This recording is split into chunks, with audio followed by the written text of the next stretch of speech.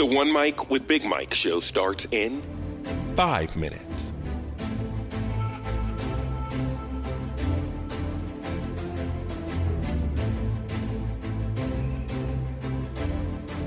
Follow the show on Spreaker.com or the Spreaker app and be a part of the show via the live interactive chat room.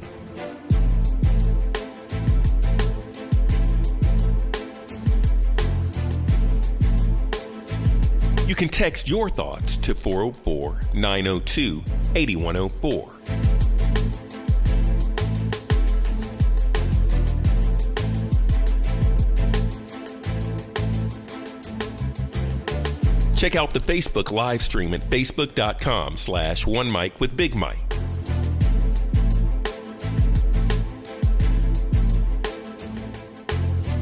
The One Mic with Big Mike show starts in 4 minutes.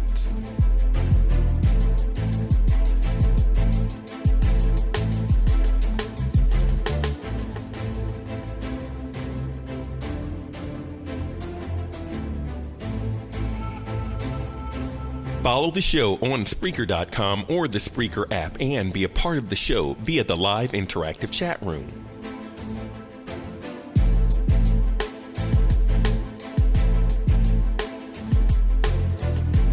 You can text your thoughts to 404-902-8104.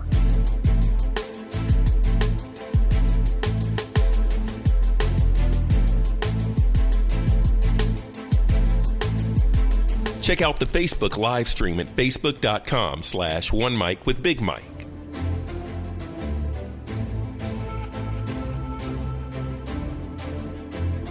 The One Mic with Big Mike show starts in 3 minutes.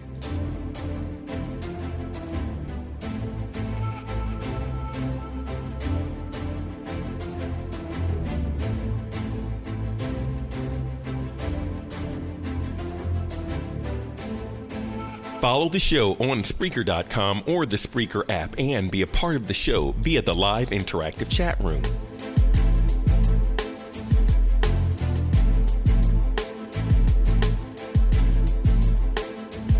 You can text your thoughts to 404-902-8104.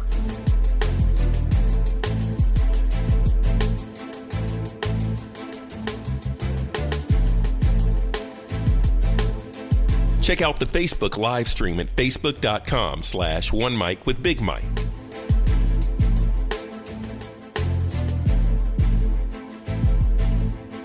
The One Mic with Big Mike show starts in 2 minutes.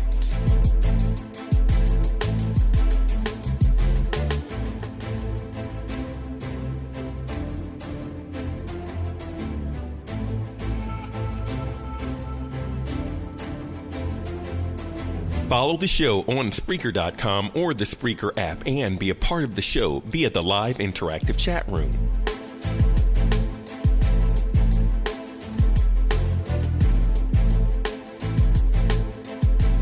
You can text your thoughts to 404-902-8104.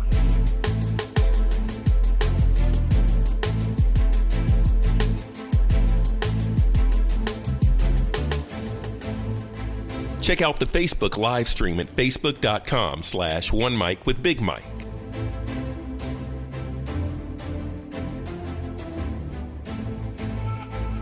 The One Mic with Big Mike show starts in 1 minute.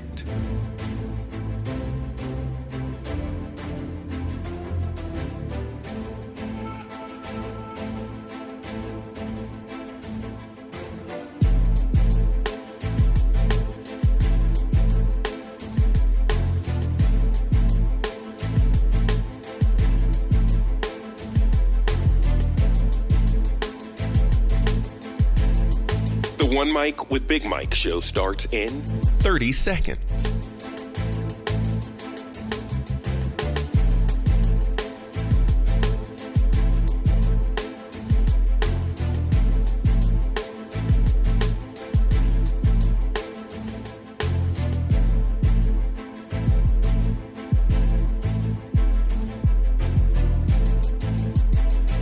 The One Mic with Big Mike show starts in 5, 4, 3, 2. One mic. I'm back. It's the One Mic with Big Mike show. Live. There ain't no goddamn tape. Interactive and on demand. One Mic. Yeah, a sports show. The best move of LeBron's career, man, was dragging his sweaty ball sack right across Draymond Green's the nape of his neck and getting that dude suspended. And so much more. What's going on right now with Donald Trump? This is America, and it tickles me to death when white people are so shocked and appalled by it. What? It's the One Mic with Big Mike show. Of course, it's like anything, like ammonia or you sniffing glue is gonna get you high. You've been warned. The One Mic with Big Mike show starts now. Here he is. He's real cocky, he's real loudmouth, he's real flamboyant. He don't cow down to people. Big Mike.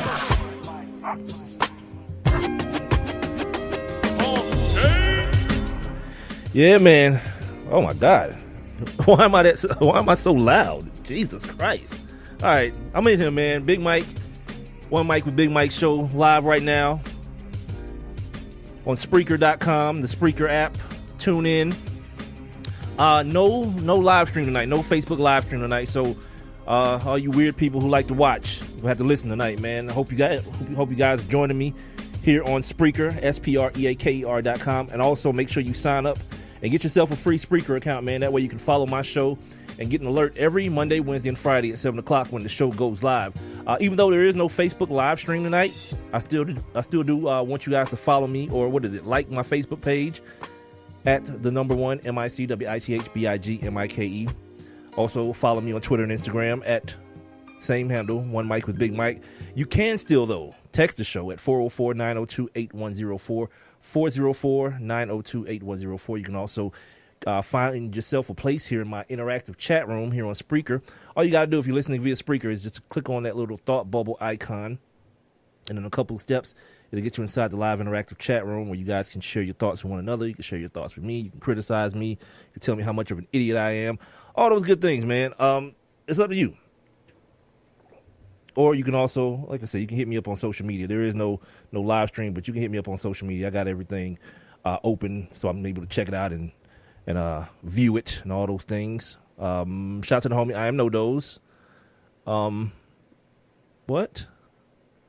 The Bomani Jones of the podcast world, always effing off. What did I do this time, dude? I don't know. Did I do something offensive? I did something offensive yesterday.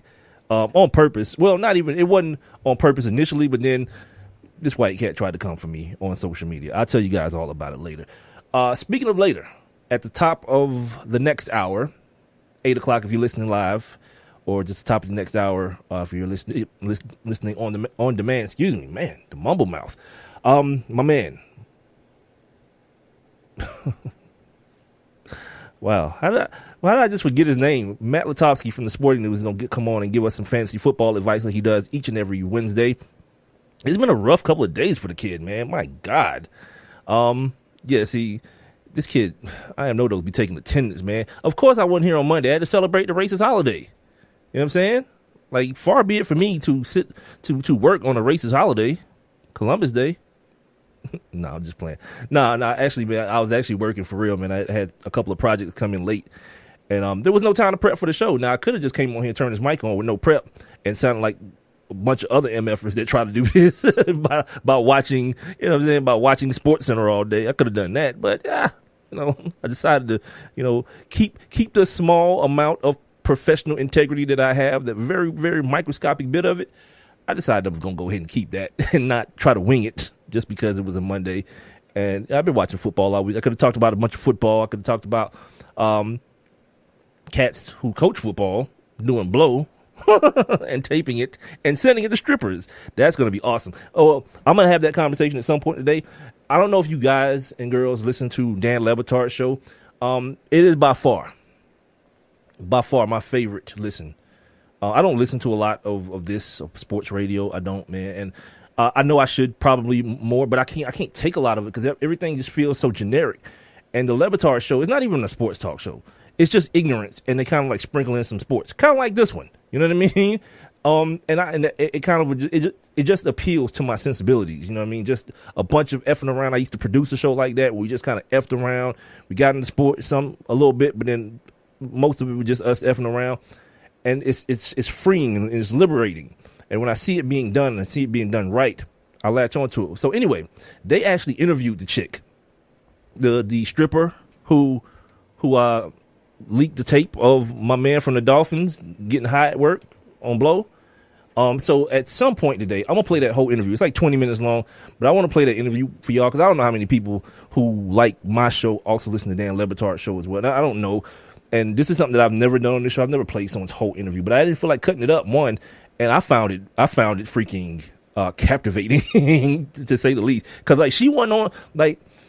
She didn't get on their airways and get on some ignorant stuff either. It wasn't a bunch of like, tongue clapping and attitude and broken English. Nah, Shawty was like real direct as to what she was saying, what she wanted to say, and all that kind of stuff. So I was like, all right, I can run this, without because full disclosure, I felt like maybe if I heard her on radio, I was going to be in a position where I had to make fun. And that didn't transpire. So I was like, cool beans, let's run that. At the bottom of the hour, you guys going to hear me talk some histrionics, if that's a word. Take you guys back in time and give you some historical facts that happened on this particular day in sports. I call it On This Day, so we'll do that then.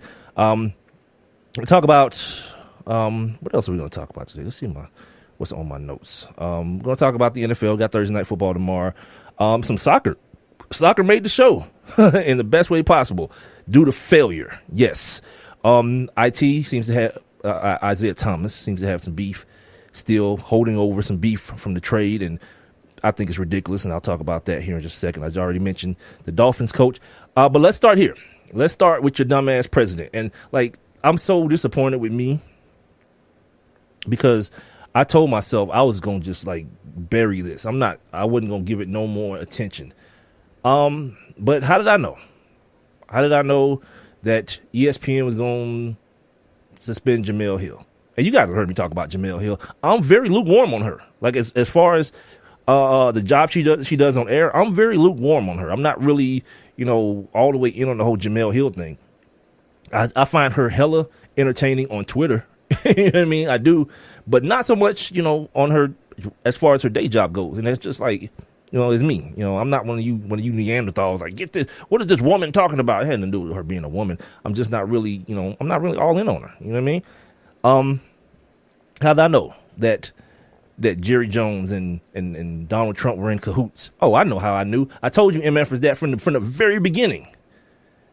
I had to remind a dude yesterday, my man Day from over at Old School 96.7? One of those radio stations. My man Day. I told you guys about this before when he was talking about, oh yeah, Donald Trump gonna have to explain to these owners. And I was like, you sound like a damn fool. Explain what? Those his homies. Come on, man. Like all that stuff is a public perception. All that linking of arms and I'm gonna kneel with these players and all that. Come on, man. At the end of the day, they gonna always be on the side that they on. And these black players gonna always be on the side they on. And guess what we found out this week? Yeah, your man Jerry Jones with that ish-eating grin that he had on his face when he decided he was going to take a knee before the anthem. Yeah, he was plotting the whole time with his man. He talked to him the next day about it. Getting all kind of kudos and attaboys. That's how you do it. Stand for this damn anthem because I said so. So just like I told you guys and I told anybody who will listen, like this is over. Donald Trump has won. The narrative is screwed up. No one knows what the hell is going on anymore. They start talking about cats going on ride-alongs with police and all that kind of stuff, man. Like, you think some NFL players gonna go on a ride-along with police and on that ride-along they gonna see him kick the crap out of some dude, some black dude? No. Everybody's gonna act right when they feel like they being watched. That's why I don't understand how these cats are getting killed on police cam. Well, sorry. Let me back it up a little bit. I do understand how these cats are getting killed on body cam. Because once the first dude was able to say, well, I was scared for my life, the other one's like, yep, that's the line I'm going to use too. And the more that line keeps getting used and accepted, it don't matter if you got cameras on somebody. Hell no. They still going to be like, I was scared. He's black and don't have no damn dreads. And on top of that, don't have no goals in your mouth. You might die twice that night or that day. So they talking about all this kind of stuff, like Roger Goodell's on his old, we got to get past the protests and on the progress. Come on, man. I'm so tired. Been tired of white folks trying to tell black folks how to be mad. You know what I'm saying? Like, why you just can't accept the fact that they mad, that they're upset by something, and then figure out, what can I do as a white person to help the situation? As a white person with power. These cats giving all this money to the president and all that. How many of y'all gave money and then behind the money decided you were gonna talk to him about policy changes that affect people who look like your best players? None is the answer to that question. And I hate the fact, man, I don't understand, man, like how black people, man, continue to do that Charlie Brown thing. These white folks keep putting the ball down there. You run up to kick it and they move it immediately. Anybody within the sound of my voice that found themselves, and no one's going to admit it now. These folks that was like, man, look at the movement. Jerry Jones taking a knee. If you was one of those people, find a dull spoon and scoop your eyeballs out. Do that for me. Because you're an idiot. You was an idiot that day. The first time I saw that sentiment being echoed on social media, I was like, what the hell is happening? Did this person just hear about it? Or did they actually see what happened? Because I didn't even hear it. If you guys remember, I was doing the show and I saw it. I saw what was happening and not hearing anything. And it looked like some bull crap to me just by the visual. Without any type of audio context. It just looked automatically like bull crap. But people are willing to believe anything that they feel like fits into the narrative. That's the groupthink mentality that the world is in right now. The problem is black people can't afford to be that. Like, be independent thinkers, man. Like, understand what you're seeing, understand what's happening, and formulate your own opinion, whether it be a popular one or not, or an unpopular one. I want to read you guys what Master Jerry of the of the Dallas plantation had to say. That you know what pisses pisses white people off. Some black people too, but you know what pisses white people off. And I don't know if I've said this before here or if I've just said it on social media, but either way, I'll say it again. It pisses white people off when you mention slavery in the context of a professional sport like football, because the thing that they're able to look at is the paychecks that these guys are garnering, right? And some black people will be stupid enough to be like, if that's slavery, sign me up. Not understanding that slavery is about power, man. It's about the inability to choose for yourself. And once you look at it through that spectrum, you understand what the parallels are. You understand that the mentality that'll make this white man say, your ass standing up for this pledge. Understand this. He says, quote, if you do not honor and stand for the flag in the way that a lot of our fans feel that you should, if that's the case, then you won't play. I want to also remind you guys of something else too. My man, I am no-do. Don't watch football no more. Of course, that's his prerogative. But I'm gonna let you guys understand too. When these people say our fans, the same way when Donald Trump says our heritage, our flag, he's not talking about your black ass. He, nor Jerry Jones, nor Robert Kraft, nor whoever else cares in the least amount about your participation as a fan in their sport. You say, Mike, that's bullcrap. We spend money too. Yeah, of course. That's a real deal. That's a real deal, Holyfield. Y'all, black folks spend money as well. But it's not about the money that you spend or the money that you think you spend, because it's one of those things that you feel like it's you feel like you're dropping the bucket is really like pouring water into the bucket when it's only a drop. Here's how I know, and I've said this to you guys before, and I want you to understand that this is in the numbers. 83% of the NFL fans are white. 83, which leaves 17 by my public school math that's left over for the Hispanics, for the Asians, for the blacks. Who else are we looking at? What else race and creed are there? That 17% includes all of those races. These people are talking to the 83%. That's who they're talking to. That's who they're worried about losing, not you. So when you people want to post on social media how your NFL boycott is affecting the ratings, it's not. You know how you affect the ratings? It's not by not watching football. You got to cancel your cable prescription. The people who say boycott ESPN, you can't boycott ESPN. You have to cancel your cable subscription. You know why? Because you're paying for ESPN whether you watch it or not. That's how they get their money. The endorsement deals, the TV deals with the NFL, they're already signed up for many, many, many more years. And they continue to sign other deals, these double dipping deals where they're streaming on Yahoo, they're streaming on Amazon Prime. They done branched out to other mediums now. They don't care. So yeah, you just got to make your decision. Do I just understand what this is? This sport that has never cared about its players. You know what I mean? They pump them full of drugs to get them out on the football field. When it's found out that the NFL has been hiding information regarding brain trauma,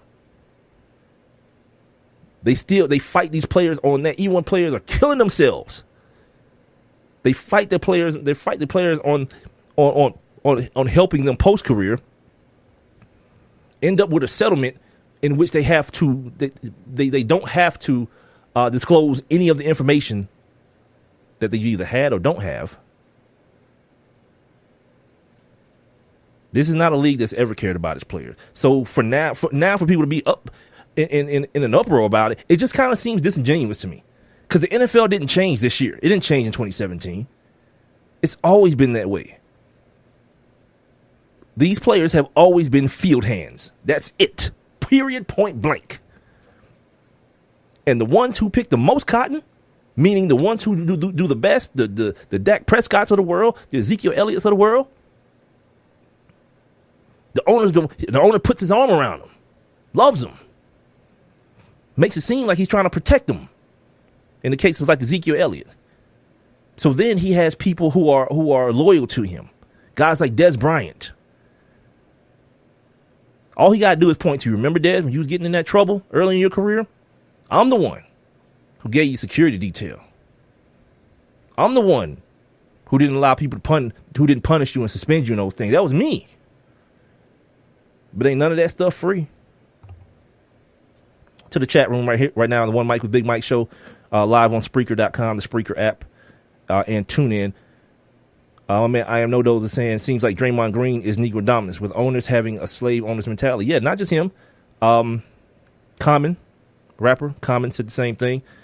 I'm glad you mentioned that too, because I got a clip here from Arian Foster, former NFL player. He just retired last year. He was one of the first guys to take a knee with Colin Kaepernick after initially saying that he wouldn't, but then gathering more information, he saw what the original purpose, what the right purpose of this demonstration was.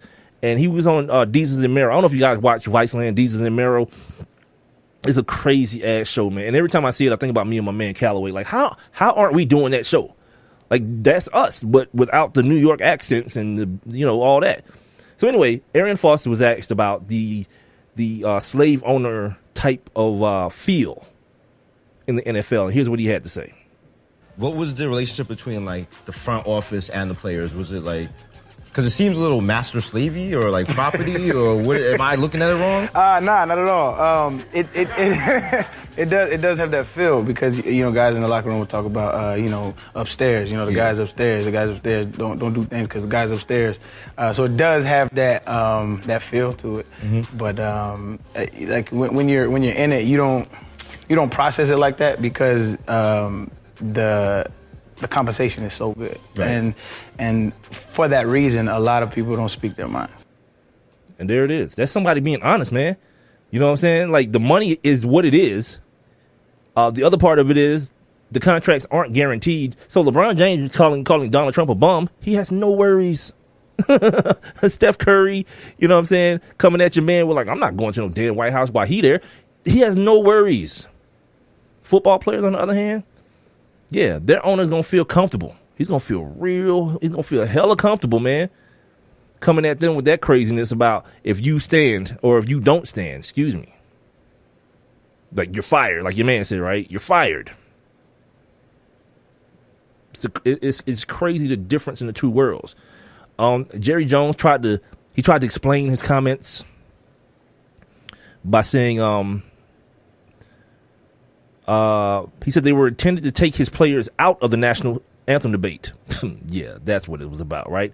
Removing any gray area about the team's expectations. He says, quote, I want them to have the ammunition to tell anybody that asks them to do anything otherwise or demonstrate during that period of time that, quote, I don't get to play if I do that, end quote. That's like a kid. My mama don't let us do that. Then he came with some more BS. This is a workplace issue. It's not, but I'll get to that here in a second as to why it's not.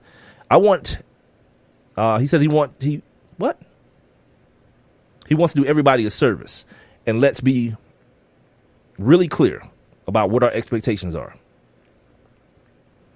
Yeah, see, I can't vibe with that, man. You know what I'm saying? These are grown men. These are Americans. And for all these people who's like, yo, we can't have, politics and sports and all that. You fly a 100-yard flag before every game and sing a national anthem before every game. How is that not bringing politics in the sports? You're dropping it right into the middle of the pregame. But, racist people ain't gonna never let something like good sense and logic interrupt their hate for another race, right? Here's why it's not a workplace issue. The Local 100 of the United Labor Unions, they filed a complaint against the Dallas Cowboys on Tuesday, alleging owner and general manager Jerry Jones has violated the National Labor Relations Act by threatening players if they choose not to stand for the national anthem. According to the filing to the National Labor Relations Board, the employer, evidenced by repeated public statements, is attempting to threaten, coerce, and intimidate all Dallas Cowboys players on the roster in order to prevent them from exercising concerted activity protected under the act by saying that he will fire any players involved in such concerted activity. Yeah, douchebag, you can't do that. To the point now, you realize these dudes are going to meet at their owners' meeting to try to change the wording of how, it's not a rule, but of how the national anthem, I don't know, pregame stuff is worded in their documents, where it says players should stand, meaning, okay, you can if you want to. They're going to do what Donald Trump says. They're going to make a rule that says you have to stand for the national anthem. It's real funny to me, man. Not funny, ha, but real peculiar to me, man, how white America is so comfortable in stripping you of part of your citizenship. You know what I mean?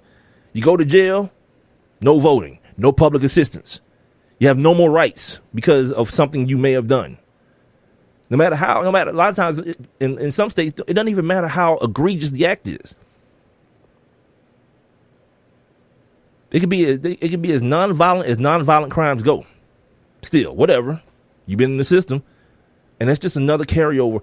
And I don't know if anyone who's listening to this show has not seen the documentary 13th, but that documentary changed the way I looked at a lot of things, because I didn't know that 13th Amendment that abolished slavery had that type of poison pill in it. That basically, if you're in prison, you can be reverted back to a state of slavery, in essence. I didn't know that existed. So after I saw that, I started looking for that stuff everywhere. Where it looked like rules were changed to benefit black people. Like, okay, you got the Voting Rights Act, but you know what we gonna do? Yeah, ID requirements, gerrymandering, things like that. That is a constant in the course of this country, where rules are set or rules are changed, but they're only changed at a time where white people have already found a way to circumvent them in some way. Slavery's ended. But you know what started? Forced apprenticeships, indentured servitude. You know what I mean? Moved on from that. You had Jim Crow.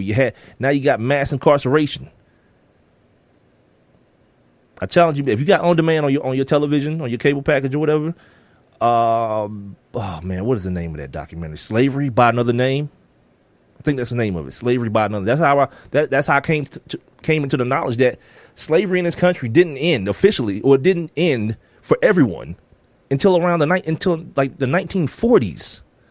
The last person that was held as a slave, and I don't mean an indentured servant. I don't mean any of these crazy labels. As an actual slave, was freed in 1940, or maybe he died in 1940. I'm not sure. And it made sense to me after watching the documentary. It made so much sense to me that just because you tell somebody they can't do nothing, you know what I mean? It's like weed being illegal. People don't still smoke weed. Just like when prohibition was going on, people didn't stop drinking. They just found different ways to do it. Same thing with slavery. Yeah, slavery's outlawed. Okay, we just got to hide it now. And think about how easy it was to hide it from your slave, because guess what? Somebody had to tell that slave that. And if no one ever told him that, where we at? You know what I mean? It was easy. It wasn't even like tricking them. They just continued to live the life that they had been living.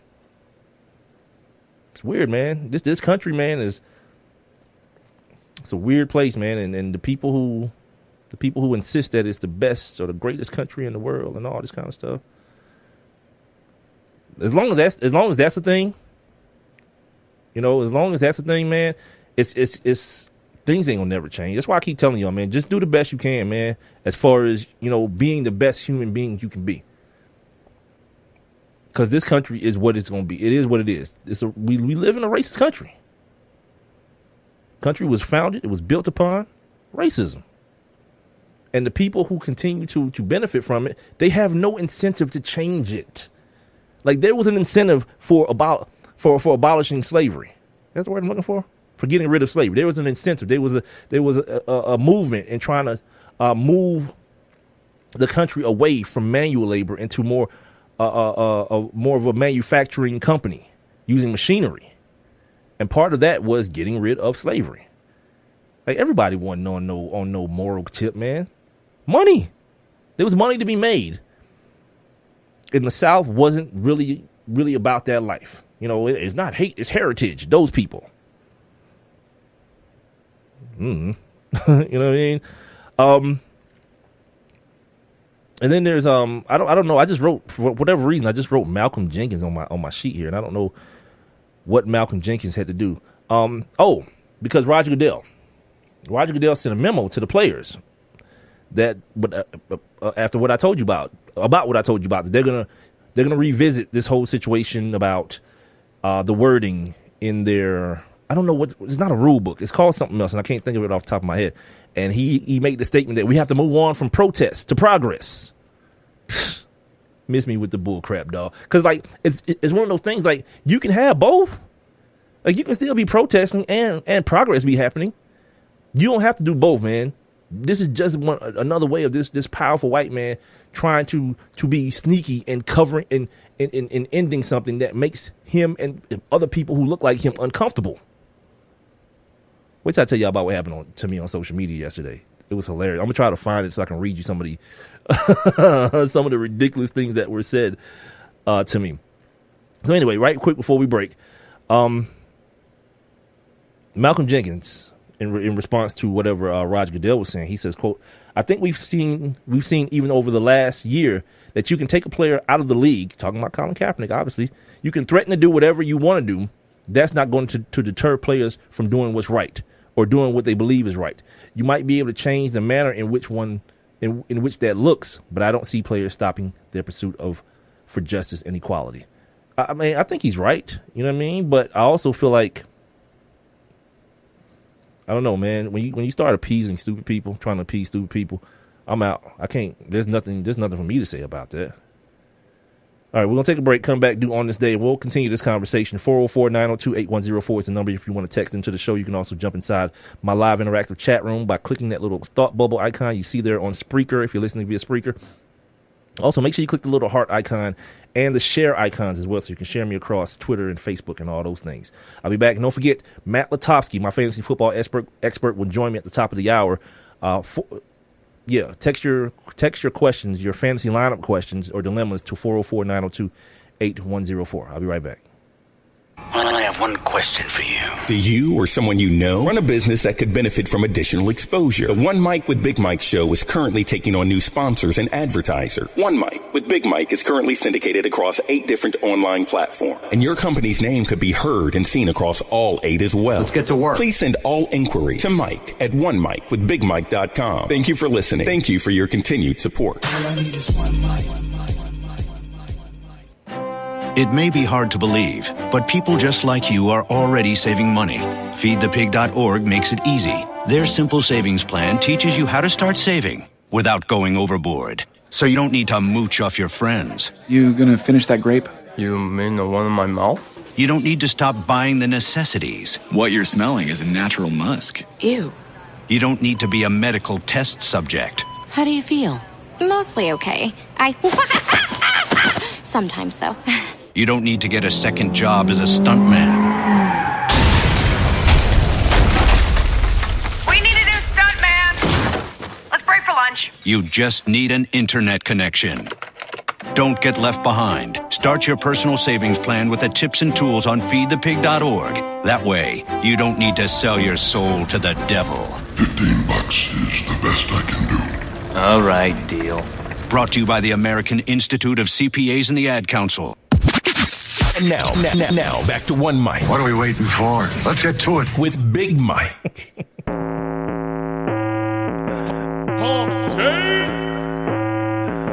Oh my God.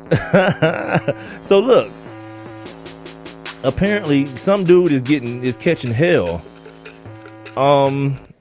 Because I don't know if you guys remember last year, there was a big thing about the Mall of America putting out a black Santa. Well, this guy decided to take it a step further. He made Santa not only black, but Santa is also gay. And his husband, I guess Mr. Claus, the other Mr. Claus, is a white man. This is awesome. Shout out to this dude, man, because I love things that make other people uncomfortable. And people are going to lose their, I guess from this it says the author is under attack for making Santa black and gay. It's like, which one are you more mad about? The fact that Kris Kringle is a gay man or that he's a black man? I mean, you were pretty mad last year about him being black. I can't imagine that you'd be any more accepting of this fake character, this made up human being being gay. Yeah, more power, man. Shout out to him, man. The next thing you need to do is probably make the Mrs. or the Mr. Santa, or I don't know, I can't do that. I was gonna say something. Make all the elves Mexicans, but that's kind of like racially insensitive. I heard it after it came out of my mouth. You can't really make all of the elves Mexicans. That's really not the mode you want to make. Anyway, man. Let's take a look back, man. Shout out to my homie Big L. He's in the building, man. Let's go ahead and go back in time. Now, let's take a look back. On this day. Oh, man. Black gay Santa is probably the coolest Santa ever, too, dude. He probably understands everything. You can probably just sit down and have a great conversation with him. Fashion advice. Any freaking way, man.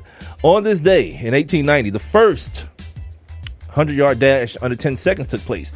A white man. I had to look this up because I wanted to see if it was a brother back in 1890. I should have known. It was a white man. John Owens. He ran it in Washington, D.C. at 9.8 seconds. On this day in 1984, Mario Lemieux of the Pittsburgh Penguins made his debut in the National Hockey League against the Boston Bruins. He scored a goal on his first shot. The first shot of his NHL shift, or the first shot on his first NHL shift. Speaking of the Penguins, I don't know that this necessarily even made news. They was up in the White House today, boy. And your man Trump being petty as he always wanted to be. You know, these guys are real patriots. Like, how many of these dudes ain't even from here? How many of these dudes are like Russian or freaking Canadian? These guys are real patriots. You stupid ass. On this day in 1998, Steve Young of the San Francisco 49ers became the 20th player in NFL history to throw for more than 30,000 yards. On this day in 2004, the Houston Astros won a postseason series for the first time in 43 years In 43 years, they defeated the Atlanta Braves, A-Town, stand up, 12-3 in Game 5. The Astros had lost 7 playoff series previously, 3 of them to Atlanta. Stand up, A-Town. Shout out to the Astros, by the way, too. Remember when the Astros sucked? And they started doing all that, sabermetrics, whatever stuff, and you know what I mean? They ended up getting young players. They got some veteran people. My man Evan Gaddis used to be a Brave. He's out there. They're out there kicking ass in Houston now, man. And I read this article the other day, said they're going to be good for like the next 5 years. Shout out to them, man. The process, cuz. And finally, on this day in 2006, in New York City, Corey Liddell of the New York Yankees and his flight instructor were killed when Liddell's plane crashed into a high-rise apartment building. I remember this, man, because you know what? Because I remember also referencing this when 9/11 happened. I remember sitting. I was doing office work at the time. I had a corporate job, if you can imagine that. And I remember local radio host Ryan Cameron on the radio on the morning show saying someone just flew a plane into the World Congress Center, and I'm like, and I said to myself, what's up with these folks flying these damn planes so low? Not realizing it was a damn Boeing 747, not like a personal plane like what happened to this kid in 2006, man. It was like a huge ass plane, and then a couple minutes later, he's talking about another one hit, and I'm thinking it's about to be like Red Dawn, like the Russians about to start parachuting out the sky and start killing people and stuff. Like that was a wild ass day, man. 9/11, man. You know what I mean? Wait, when did 9/11 happen? Because what year did 9/11 happen? Because I may be referencing the wrong thing. This may have happened after 9/11. Now I think about it. 2006. What year did 9/11 happen? Did 9/11 happen like 2001? I don't know. I'm thinking now. I think back. I'm referencing the wrong plane crash into the building. But there was one prior to 9/11 that I was referencing at the time. So anyway, we started the show off last segment talking about the ridiculousness in the NFL, the owners, and Donald Trump. Basically, he's won this fight. He's been able to change the narrative effectively. The thing that people have been trying to do for a year, since Colin Kaepernick took that first seat and then that knee, people have been trying to change this narrative to being about patriotism and being about flags and anthems and all that kind of stuff. And it took one statement calling these players sons and bitches in front of a hit crowd in Alabama to effectively just ruin everything and turn everything upside down. To the point you had Jerry Jones kneeling, you had Shad Khan locking arms with MFers and all kind of crazy, stupid stuff. And then these players don't help it either, man. These players don't help either because every time they feel the need to address this foolishness. I just want you to know, my mama was in the military. I got cousins that was in the military. I love the military and blah, blah, blah. Stop saying that. Just allow that to be a given. But the more you acknowledge that crazy, stupid foolishness, man, they win. And they've won. Oh, my God. They've won to the point where exactly what Donald Trump said. To the point this morning he was tweeting, right? He was tweeting, finally, the NFL is going to make a rule that's going to keep these players on their damn feet when this anthem played. Now, Roger Goodell trying not to be punked, even though he get punked all the time. All the time he get punked. But him trying to save a little bit of face. No. That's not what it's about. He called it inaccurate. He called it, quote unquote, inaccurate. He says, quote, commentary this morning about the commissioners. This is a spokesman talking, saying this. Commentary this morning about the commissioner's position on the anthem is not accurate. The NFL is doing hard work of trying to move from protest to progress. Working to bring people together. He's working to bring people together. Can we talk about that real quick? This whole notion. Trump didn't speak on what? What is, you got to be more. I didn't know that was in my chat room saying Trump didn't speak on them. He didn't speak on what? Because he did speak on this rule change thing. This whole notion of unity and bringing people together, like those are just code words that white people use to ignore what's really happening. Because here's the deal: I don't have to be unified with you in order for you not to kill me. Oh, Eminem. Yeah, sorry, dude. I'm sorry. I can't even explain myself properly for not reading that properly. I read it. Trump didn't speak on him, and really it was M. Yeah, he did speak on Eminem though. Oh, I'm sorry. I think someone photoshopped a Trump tweet of Eminem is what I saw earlier, and my mind didn't process it properly as though it was a joke. So yeah, I'm sorry, he didn't speak on it. Eminem did a freestyle rap last night at the BT Awards or something, and it went on for like 4 minutes. He was just like crushing this dude the whole time, man. Told his fans like, if you call yourself a fan of me and a fan of Trump, you can't be both. And then he gave him the middle finger and told him F you. Yeah, yes.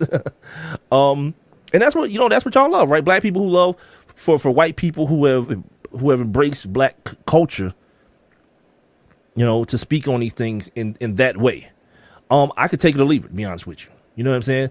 Because more times than not, it doesn't end up that well, happening that well. It ends up more like Justin Timberlake after Jesse Williams. What did I say? The Source Awards? What did I say? The BET Hip Hop Awards. What did I say? It's all the same to me. I don't watch any of them. But it ends up being like Justin Timberlake after the Jesse Williams speech. You know what I mean? He thinks he's saying something that is in accord with the message, and it ends up going wrong when it hits black people's ears or eyes. People was all like, when is Iggy Azalea gonna say something? You know what? I was glad Iggy Azalea didn't say anything. Because more times than not, it'll turn out worse for the white person. And it's not Justin Timberlake's fault. It's not her fault that y'all be quick to be talking about this white person is basically black. There is no such thing as a white person being basically black.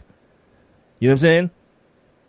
And I've always hated that. I've hated that since I was a kid, hearing black people say stuff like Bill Clinton is really our first black president. Why? Because he went on Arsenio and played a damn freaking saxophone with some sunglasses on? Miss me with craziness. Hell no. And then now you find out later, and then later on we get to the reality of the fact that Bill Clinton locked up more black people than anybody. His policy and law locked up more black people than anybody. Yeah, he's a real Barack Obama. I could never stand that, man, when black people would say stupid stuff like that. I heard Arian Foster on that same part of that same interview. I said he was talking about Travis Kelce. He's like, yeah, he's low key black anyway. No. Because I don't have, as a black person, I don't have the same advantages. You know what I mean? Because no one, like Travis Kelce walks in a room, people see a white cat. There's no way that I walk into a room and anybody sees anything but an N-word. Please believe that. Yeah. Niggas. Mm-hmm. N-E-G-U-S, niggas. Yeah. Niggas. All day, cuz. Yeah, I don't have that ability. So that's another thing that just needs to stop, man. Stop playing yourself. Because it's like, yeah, he's the first black president until the real first black president shows up, and you can see the real difference. So anyway, let's move on. Let's move on to Jemele Hill. Jemele Hill got booted off her show for 2 weeks over some tweets as it pertained to Jerry Jones telling his players they got to stand up. And in effect, what she said to people was the same thing I said in the first segment, that you're not affecting Jerry Jones by not watching football. If you feel like you want to affect Jerry Jones, you got to affect the people who sponsor Jerry Jones, the companies that sponsor him. You got to affect them that way. Now, she even clarified it because she understood the position she was in, right? Following the Trump is a racist and Trump is a white supremacist tweet. Following that, she knew where she was at. So I read it as though she chose her words carefully.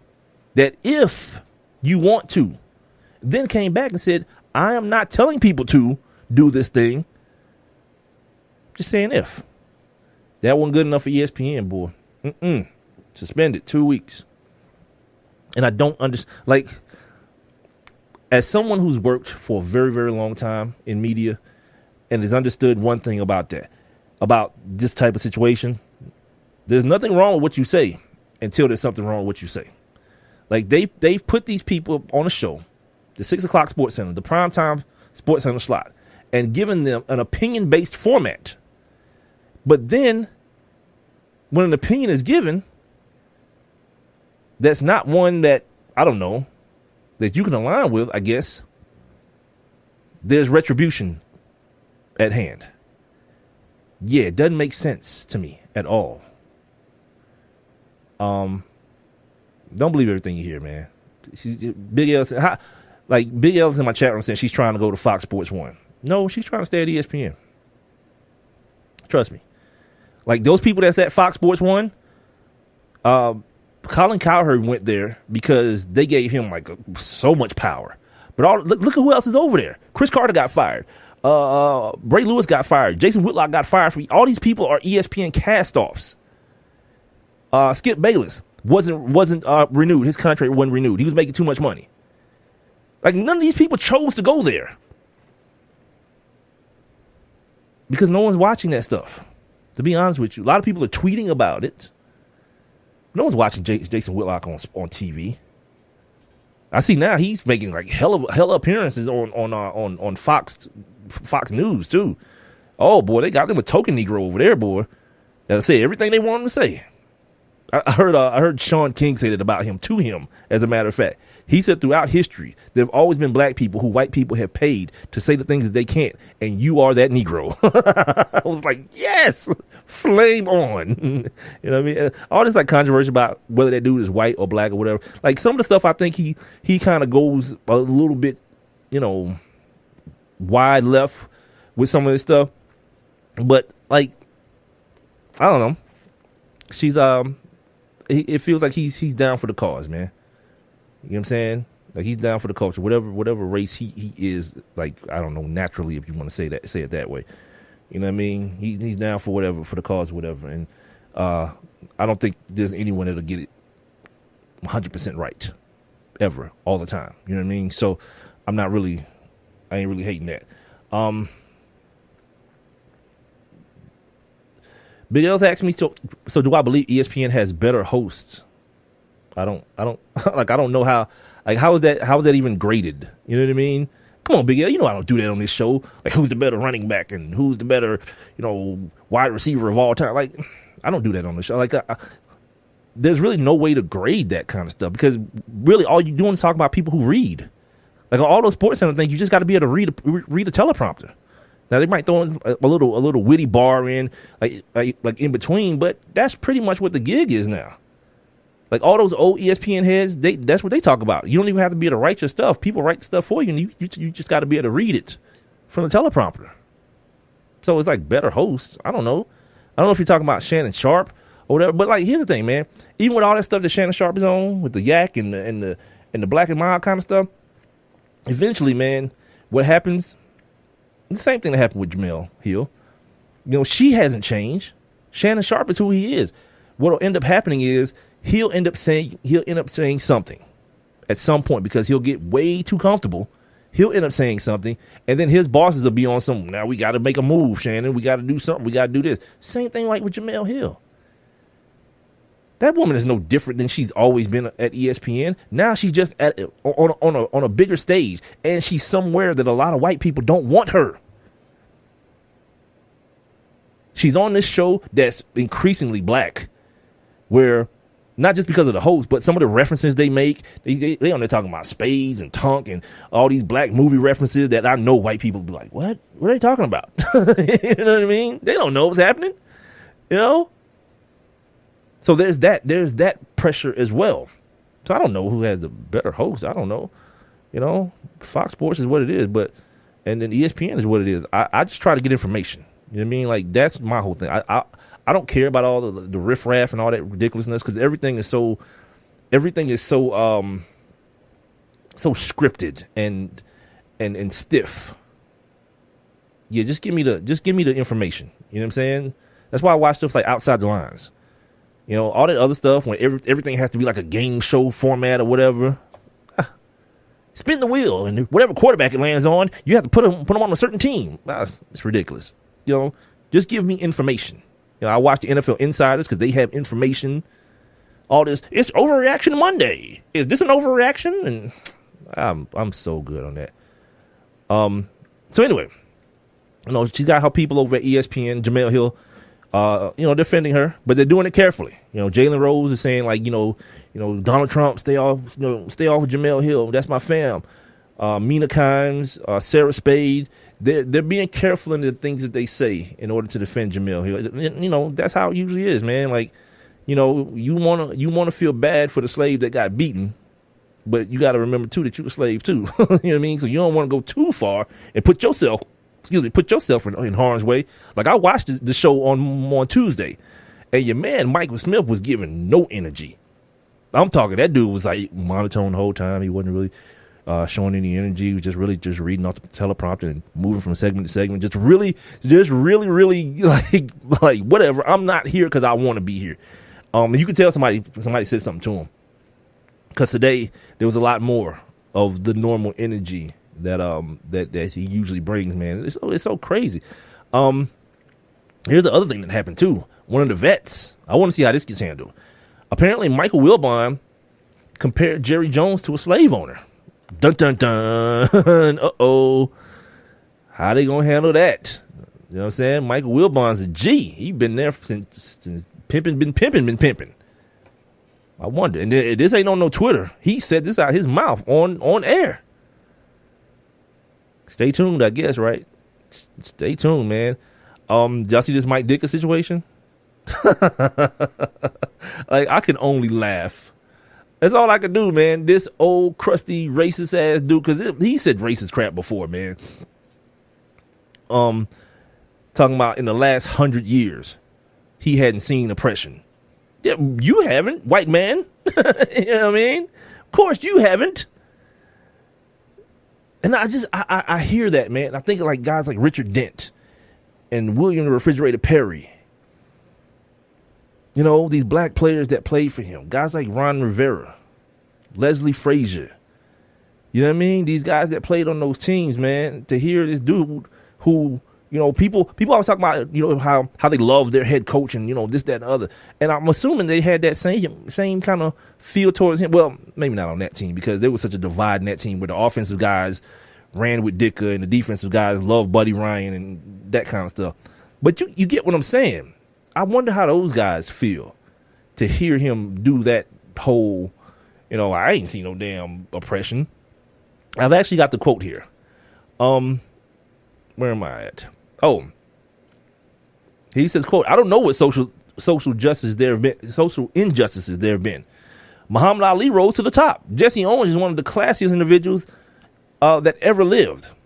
Is everything based on color?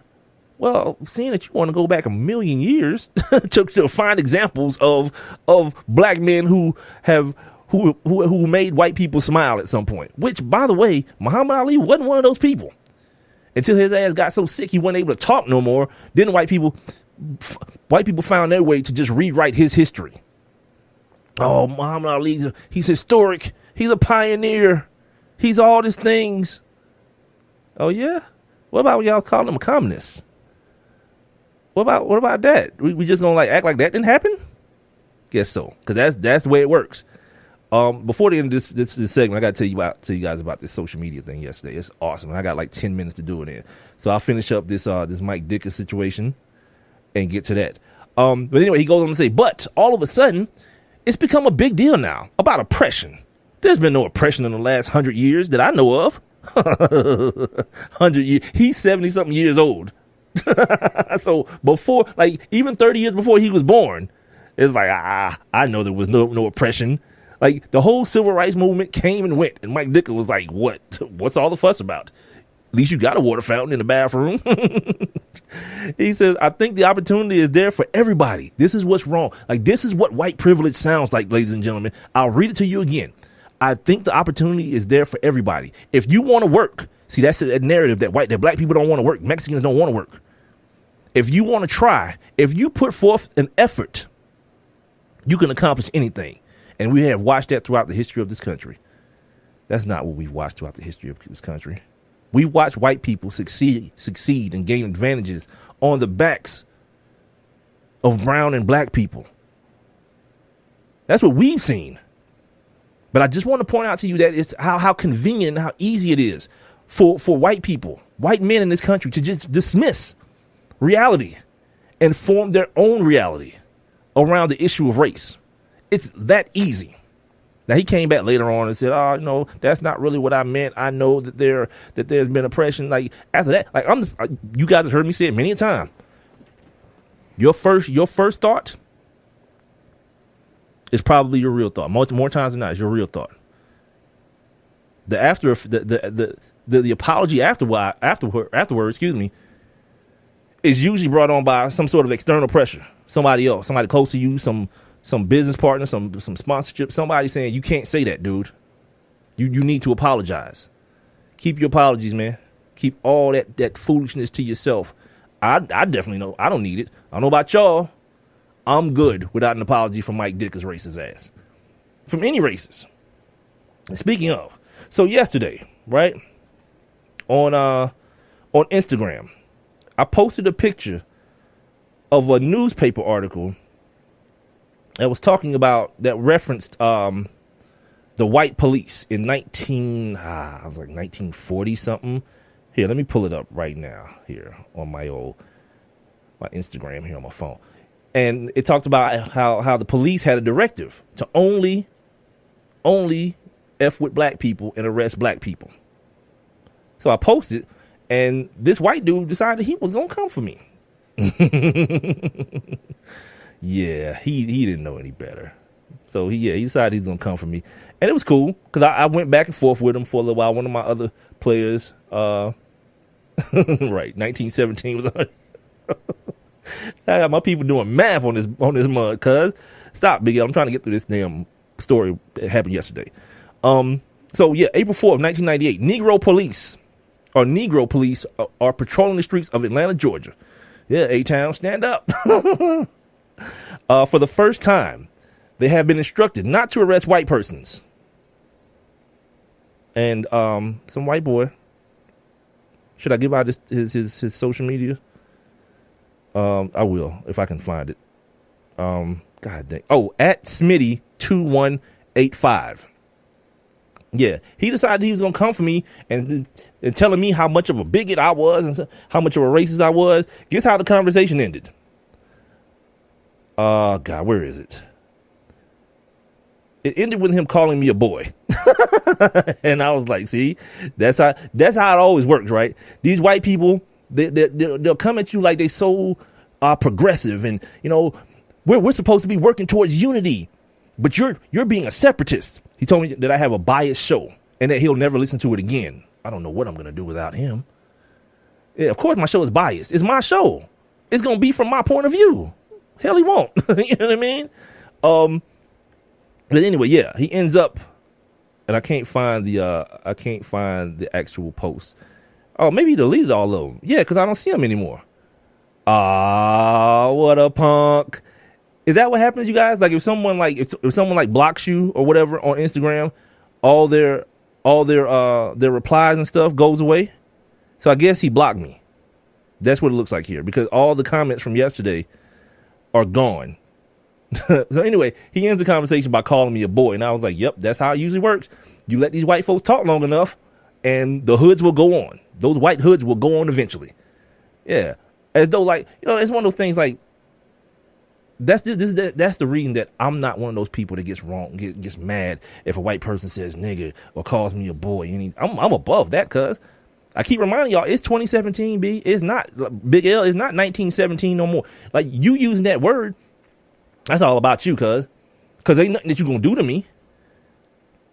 The people who we knew back when, the people who are our ancestors, like, that word came with a lot of times violent action. Ain't nothing one of these white boys gonna do to me. Hell no. So you can call them what you want to. Names. Look, dude, I'm an adult with responsibility. You think I'm trying to go off the hinges for some name calling? I'll laugh. And that's what I did. I just laughed. He said, Big L said outside of the ATL is where the cop told her, yeah, it happened in Cobb County. Yep, right up. My sister lived up there. Cobb County, like, we only kill black people. I can't really find the humor in that joke. Yeah, that's what it is. He blocked me, dude. So now when I'm trying to read you guys these funny replies, because like one of my other followers got in on it too, and they start going back and forth about having master's degrees and all this kind of craziness. And I'm sitting there like totally amused by all of it. And now it's gone because I guess my man, like you said, he did some punk crap, man, and just he bowed out. That's how they do, man, with their khakis and they red "Make America Great" hats on, and they damn and they tiki torches.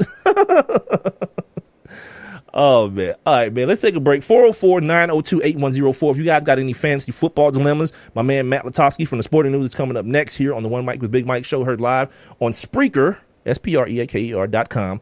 Also on the Spreaker app, tune in, and One Mic with Big Mike. And when I get to talking to Matt, I'm going to play this interview for you guys that Dan Le Batard did with the girl who outed the Miami Dolphins O-line coach. She put the video out of him doing blow at the job, and he resigned. He didn't get fired. He resigned, which is like, more white privilege type stuff. But yeah, whatever. We understand what it is. We know what the deal is. So I'm going to play that for you in its entirety after I talk to Matt Lutovsky here on the One Mic with Big Mike show. I'll be back. I have one question for you. Do you or someone you know run a business that could benefit from additional exposure? The One Mic with Big Mike show is currently taking on new sponsors and advertisers. One Mic with Big Mike is currently syndicated across 8 different online platforms, and your company's name could be heard and seen across all 8 as well. Let's get to work. Please send all inquiries to Mike at onemicwithbigmike.com. Thank you for listening. Thank you for your continued support. All I need is one mic. Take a look under your bed. Find stuff under there? What about jobs? No? Now try your basement. There's a pair of overalls that overall you're not so into anymore. A perfectly good laptop that hasn't sat in your lap in months. And even more stuff, but still no jobs? Well, you really have both. See, stuff is defined as household articles considered as a group. Sometimes this stuff is no longer needed. Wait, no longer needed? That can't be right. Because remember those jobs you were looking for? Those are really needed, and they're the stuff inside your stuff. Even inside that winter coat that moved with you to Phoenix. Our job is to unlock those jobs, and it starts when you donate your stuff to your local Goodwill. Here's how we do it. When you donate to Goodwill, we sell your stuff to provide job training for people right here in your community. So just by teaming up with Goodwill, you help create jobs. And isn't that worth parting with the leftover guitar from your 80s cover band? Goodwill. Donate stuff, create jobs. Find your nearest donation center at goodwill.org. A message from Goodwill and the Ad Council. One Mic. All I need is one mic. It's just different. One Mic with Big Mike. The overall tenor of what he's saying is very stupid. And they say his style is too urban for the radio. Maybe it's not racism. Maybe it's placism. Brother has to know his place, right, Bob? One Mic with Big Mike. Things aren't always what they seem. A sports talk show, but no subject matter is off limit. Don't just tell me that the reason something's being done is because that's the way it's always been done. Because the first thing I'm going to say to you is slavery. And now, your host. I got the big homie here who needs no introduction. Big Mike. All I need is one mic. As we proceed on over this hump here on a Wednesday on the One Mic with Big Mike show, thank you guys for tuning in. And everyone who listens to the show on demand, I appreciate you guys as well.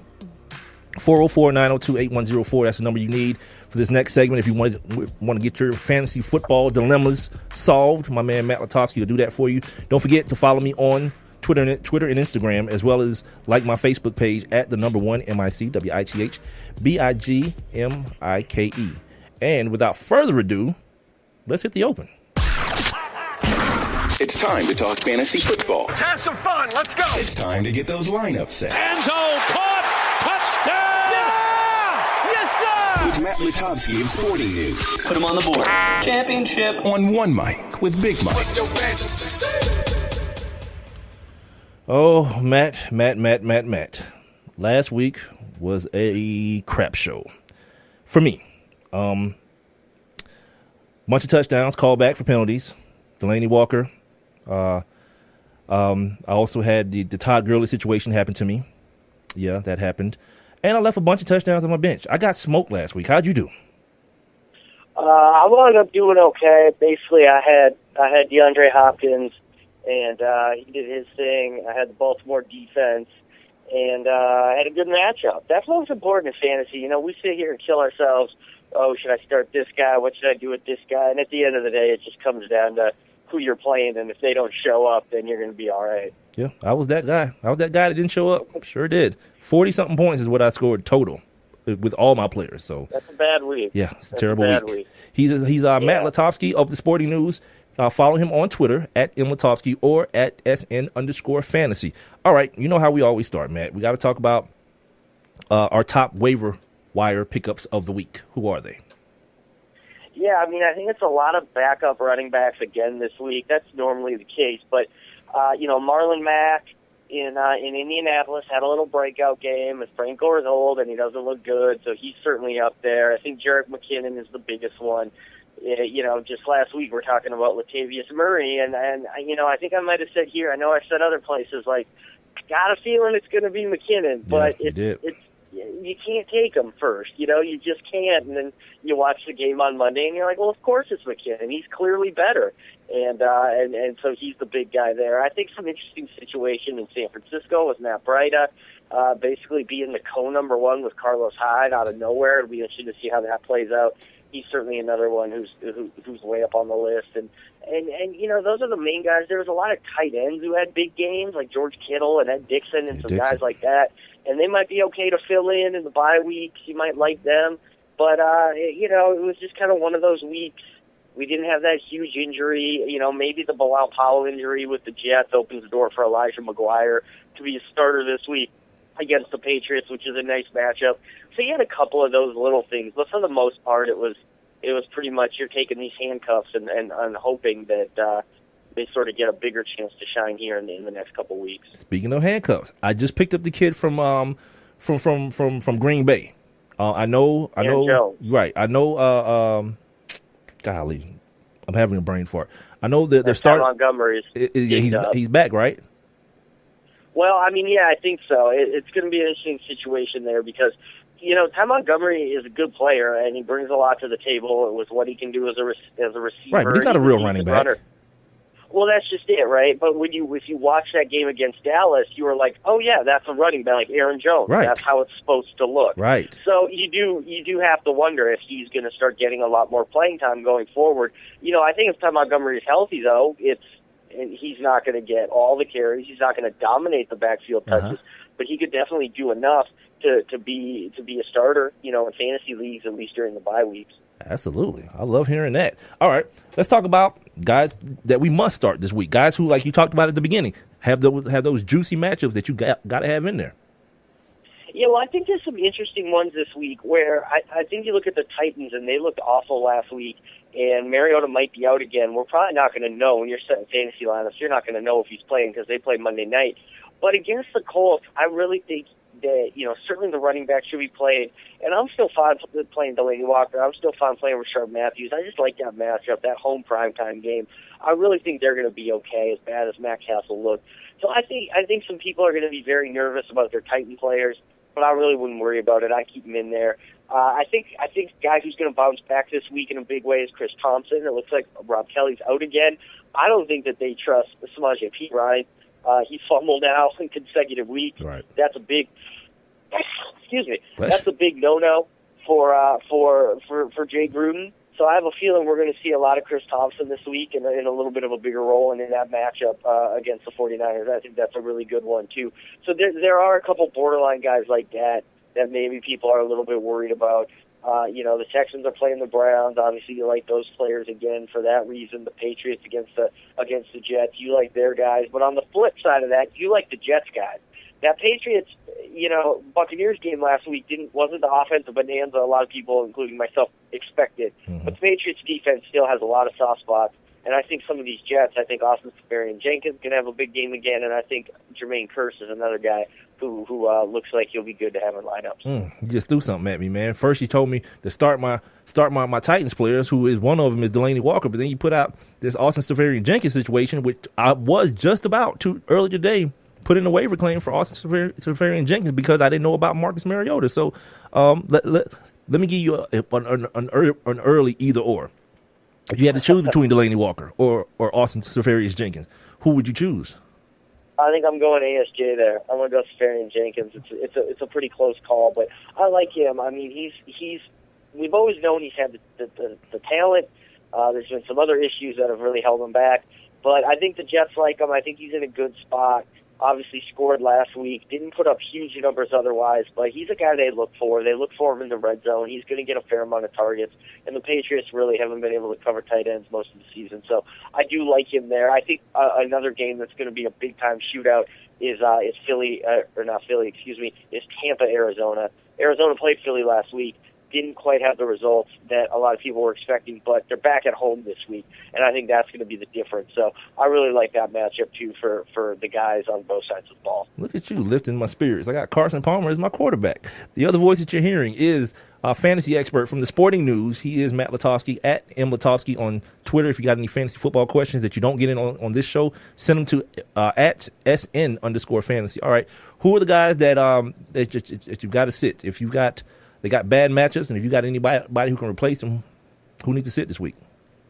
Well, I mean, I hope no one's planning on playing Eli Manning this week. Oh, God. But just in case. I mean, dude's got no receivers. The running game's bad. I still think Evan Engram can be okay. I was about to ask you about him.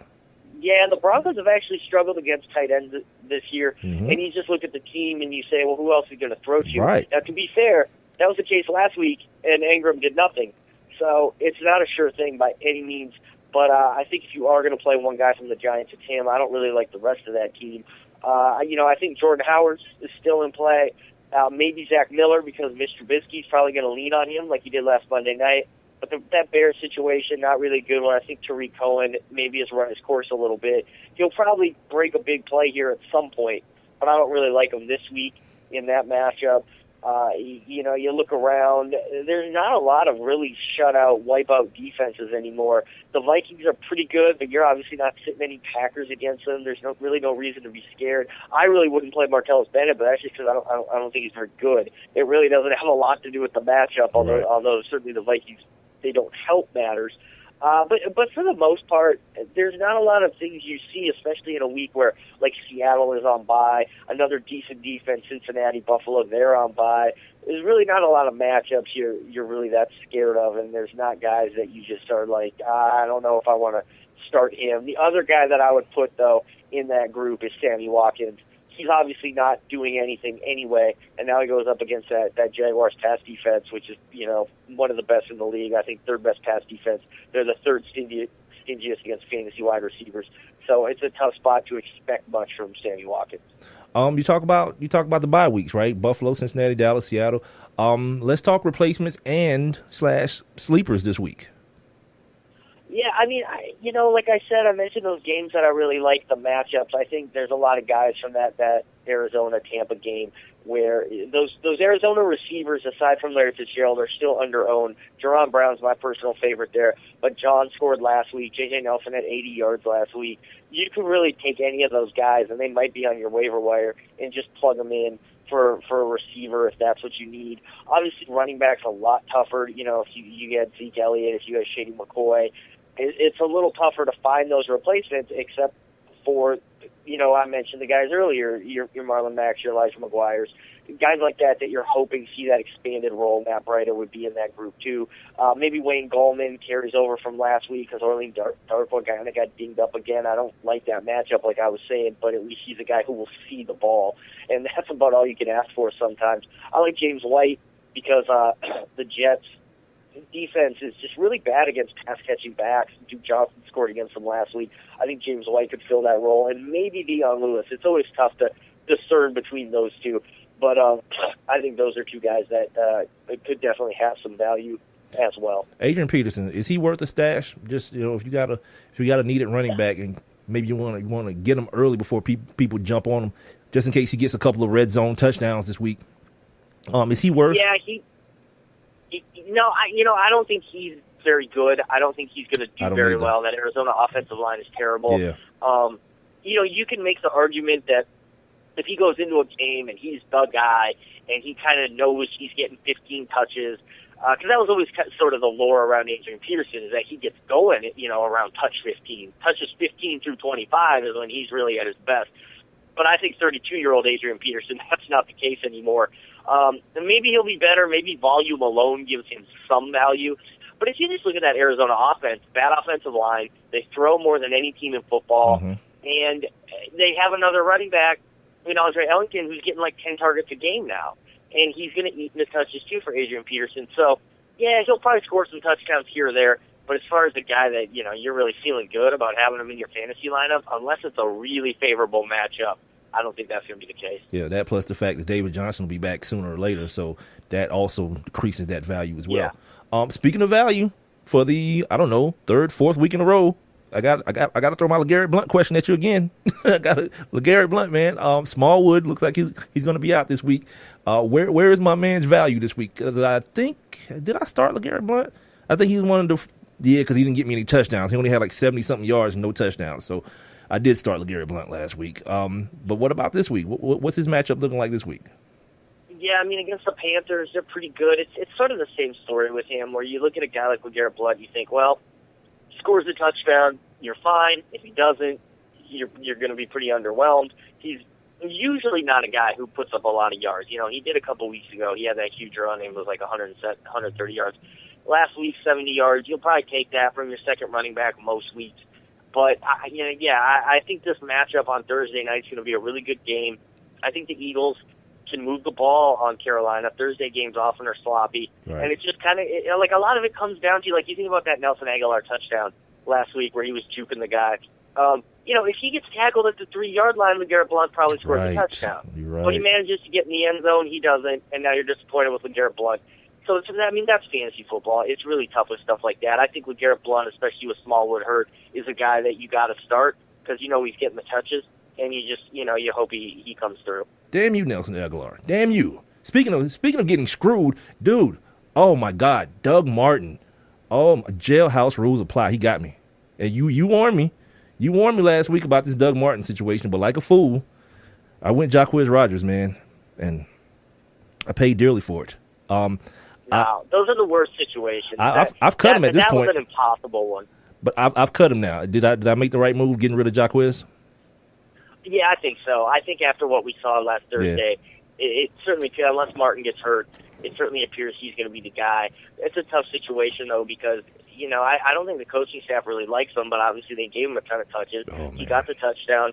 I don't know if he was that great otherwise, but he certainly looked more than capable. He looked about as good as a lot of other backs in the league.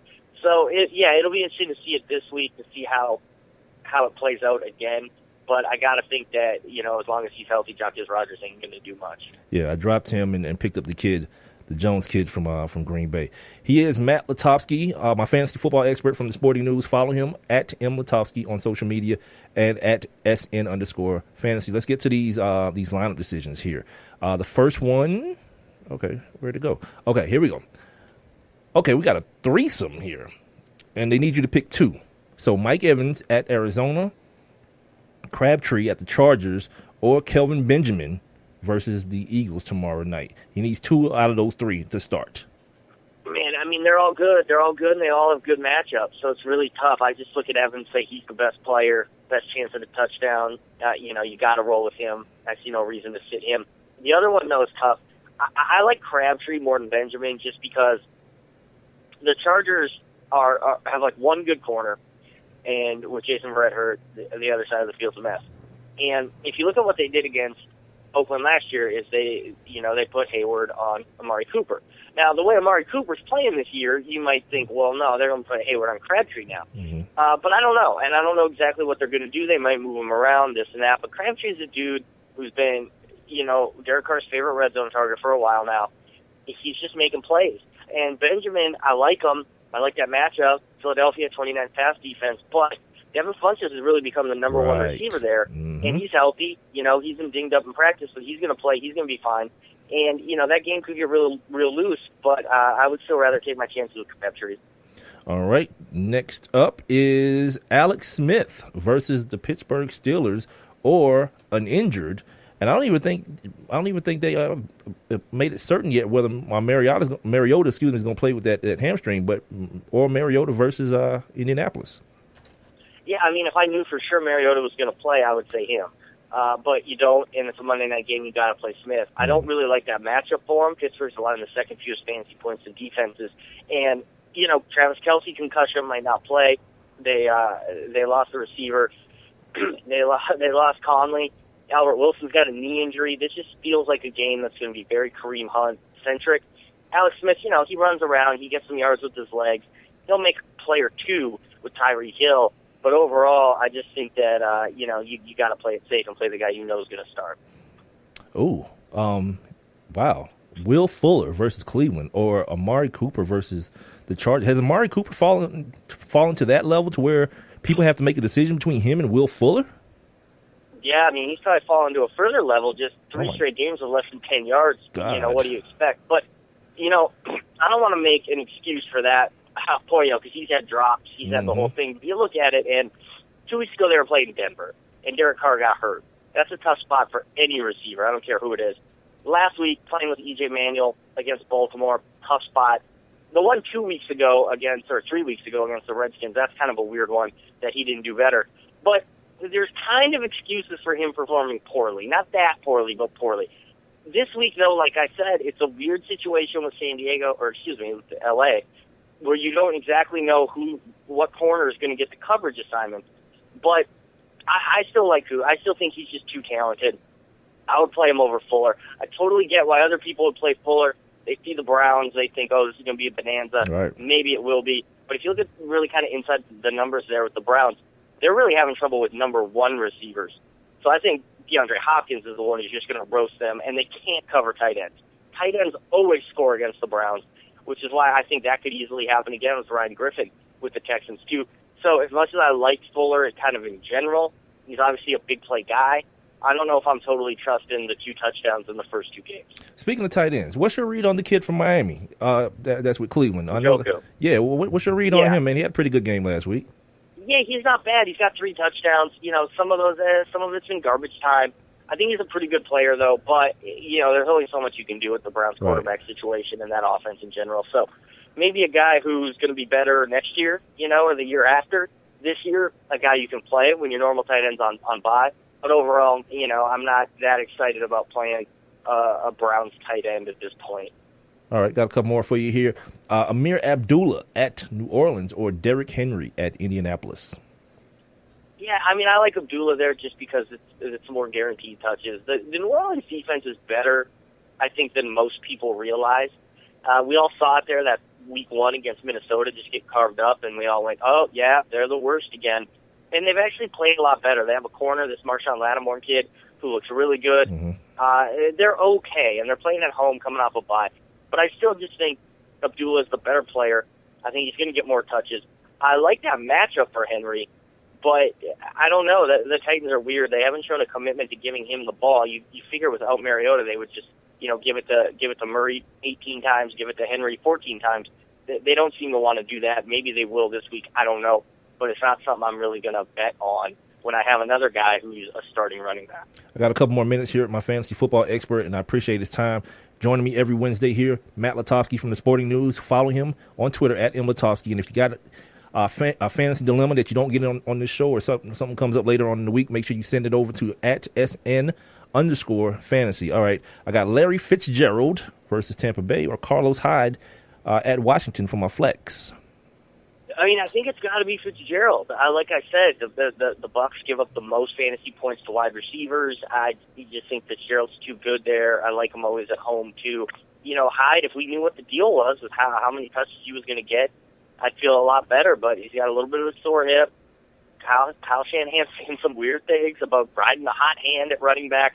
I just, I wouldn't be surprised if Hyde had a good game. I think he's a talented enough player, but it's a tough situation. And when you don't know what's going to happen, you kind of got to fall back on the sure thing. Here's a weird one. Hogan at the New York Jets or Amendola at the New York Jets? Yeah, it is. That's probably tougher than people think because they see Hogan scoring the touchdowns and think, well, it's got to be him. But Amendola, pretty steady targets. I think a higher floor, especially in PPR, than Hogan. I would still go with Hogan, though. He just is a little bit more of a big play receiver. And, the fact that he is more of a target around the goal line matters. You have to factor that in. I really think both can be played. but if I have to pick one, I would pick Hogan. And finally, another flex question: Willie Snead versus the Lions, or Ty Montgomery versus the Vikings, or at the Vikings? Yeah, I mean, it really is going to kind of come down to what we know, hear about Montgomery in terms of playing time and things like that. I would probably say him. I do like Snead this week, but, we really don't know. First game that he'll play in this year, it's a pretty good matchup, but there's still enough uncertainty that you say, well, Montgomery should guaranteed get 10 touches, I would imagine. And, even just 10 touches guaranteed in a Packers offense, to me, is enough to say I'm not going to take the chance on Willie Snead's first game. There it is. Matt, as always, man, you hit another one out the park. I got some waiver wire moves to make after the show today, courtesy of you, and hopefully I can get back on the winning track. I appreciate your time, my brother. All right, man. Thanks for having me. All right. Once again, man, make sure you guys follow my man Matt on Twitter at Lutovsky, or it's spelled Lutovsky, Matt Lutovsky, or get your fantasy lineup questions or any type of fantasy questions that you may have over to SN_fantasy. This is the One Mike with Big Mike show, heard live every Monday, Wednesday, and Friday, starting at 7 o'clock on Spreaker.com, SPREAKER.com, or the Spreaker app, and as well on TuneIn. You can also hear the show on demand anytime on all three of those outlets, as well as on iTunes, iHeartRadio, Stitcher, Google Play Music, and YouTube. No Facebook live stream tonight. I usually have my Facebook live stream pumping, but not tonight. But you guys still make sure you head on over to my Facebook page and give it a like at the number 1 MICWITHBIGMIKE. You can also use that same handle to follow me on Twitter and Instagram. Text the show at 404-902-8104. How much time I got in this segment? All right. So let me set this up for you guys. This, I guess, on Sunday, a video was released of the now former Dolphins offensive line coach, in which he appeared to be snorting a white powdery substance. Like, I don't have a legal department, so I can call it what it is. He was tooting that white girl, that blow, that cocaina. And the video was released by a Las Vegas, I don't know if she's an escort, showgirl, stripper. I'm not sure what her actual job title is, but she apparently had a relationship with this cat, and in which he would call her in order to do cocaine off of her body. And this young lady, I can't remember her name, but you'll hear it on the interview when I play. I'm gonna play the whole interview in its entirety after the break. It's 20 minutes long. Her reasoning for leaking this video was, for the culture, hashtag for the culture. She said she wanted to expose the double, the hypocrisy, the fact that Colin Kaepernick didn't have a job, but meanwhile, when the NFL is putting his arm around guys who are doing blow, and calling strippers. He's a married dude, by the way. So married with a bunch of kids, that whole nine. And yeah, she put my man on blast, and I can't even be mad at her, dude. You know what I'm saying? Like, here's the thing too. Like, I'm not a moralist when it comes to this stuff. Like, it was a time in my life, right? Doing radio when I was in the clubs all the time and hosting different events and everything. And the one thing I found, I don't know if anyone listening to my voice right now has ever hung out with a stripper or had a sort of, I don't call it a relationship, but like friendships with strippers. They some of the coolest people ever in life, man. You know what I'm saying? Like, straight up. You know what I mean? I know people who are like moralists, like, oh man, if you're a stripper, you're a hoe and all this kind of stuff. But, miss me with all that. Until like when people don't know somebody, or you don't take the time to get to know people, the same things get said about people who are gay or trans or black by people who ain't black. You know what I mean? But this young lady, man, I thought she was gonna be on some hood stuff, man, on this interview, but she was on point with what she was saying. She understood what she wanted to say. The objective to what she was doing was articulated perfectly. And I was, while listening to it, I was like, hell yeah. Threw my fist up. I was like, yep, for the culture, shouty. Like, the hoes is out here, too, getting it in. Shout out to her, man. And when you hear the fact that, well, I ain't going to, spoiler alert, I'm not going to do that. I'm not going to spoil it for you. I'm just going to come back after the break. I'll intro it, and I'll let you guys hear it for yourself. And then for the last couple of minutes of the show, when it's over with, I'll react to it, and then we'll all go home for the evening. we'll all get on over this hump and take our asses. Well, I'm already at home, and I guess you guys probably are too. You know what I'm saying. Let's take a break, man. It's the One Mic with Big Mike show, live every Monday, Wednesday, and Friday. Check me out. Sign up for your free Spreaker accounts and follow my show, One Mic with Big Mike. And make sure you like and follow and all those things on TuneIn, iTunes, iHeartRadio, Stitcher, Google Play, and YouTube. Subscribe to my YouTube page, man. Straight up. I'll be back. I have one question for you. Do you or someone you know run a business that could benefit from additional exposure? The One Mic with Big Mike show is currently taking on new sponsors and advertisers. One Mic with Big Mike is currently syndicated across 8 different online platforms, and your company's name could be heard and seen across all 8 as well. Let's get to work. Please send all inquiries to Mike at onemicwithbigmike.com. Thank you for listening. Thank you for your continued support. All I need is one mic. Hey, Nick Cannon here. So of course we all know there's lots of talent in America. But unfortunately, there's something else we've got way too much of. Childhood hunger. 17 million kids struggle with it in this country. But here's the thing. This problem is entirely solvable. Seriously, we already produce more than enough healthy, nutritious food in this country to feed every single last one of those hungry kids. We just need a way to get it to them. That's why the Feeding America nationwide network of food banks is out there every day gathering surplus food to give hope to hungry kids and their families all across the country. But they need your help. Join me in supporting Feeding America and your local food bank at feedingamerica.org. Together we can solve hunger. Together we're Feeding America. A message from Feeding America and the Ad Council. And now back to One Mic with Big Mike. And here we go. We're going to skate to one song. One song only.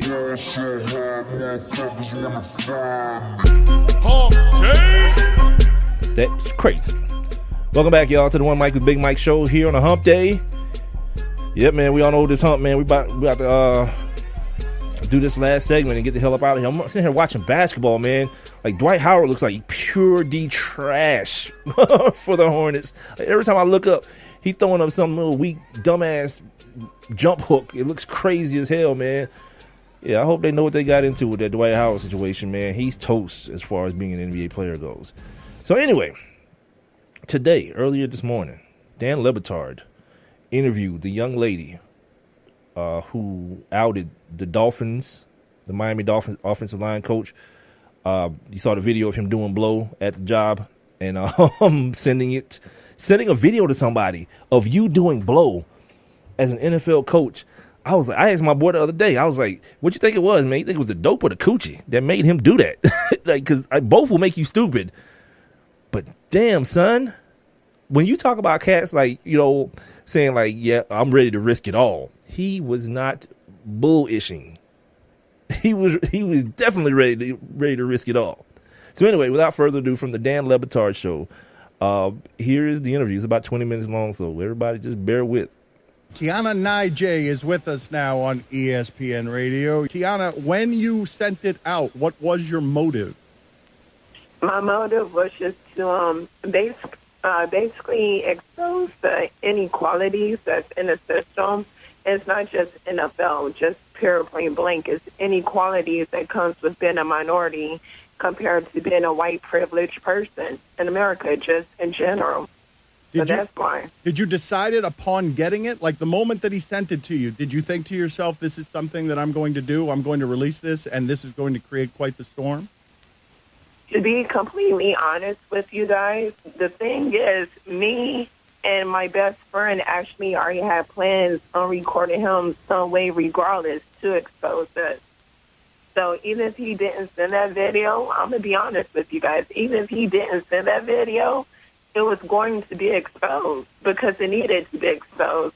How do we have someone that's getting paid millions to be a leader for a team, you know what I'm saying, doing blow, where we can't even have people that's doing what they're supposed to do, kneel at flag?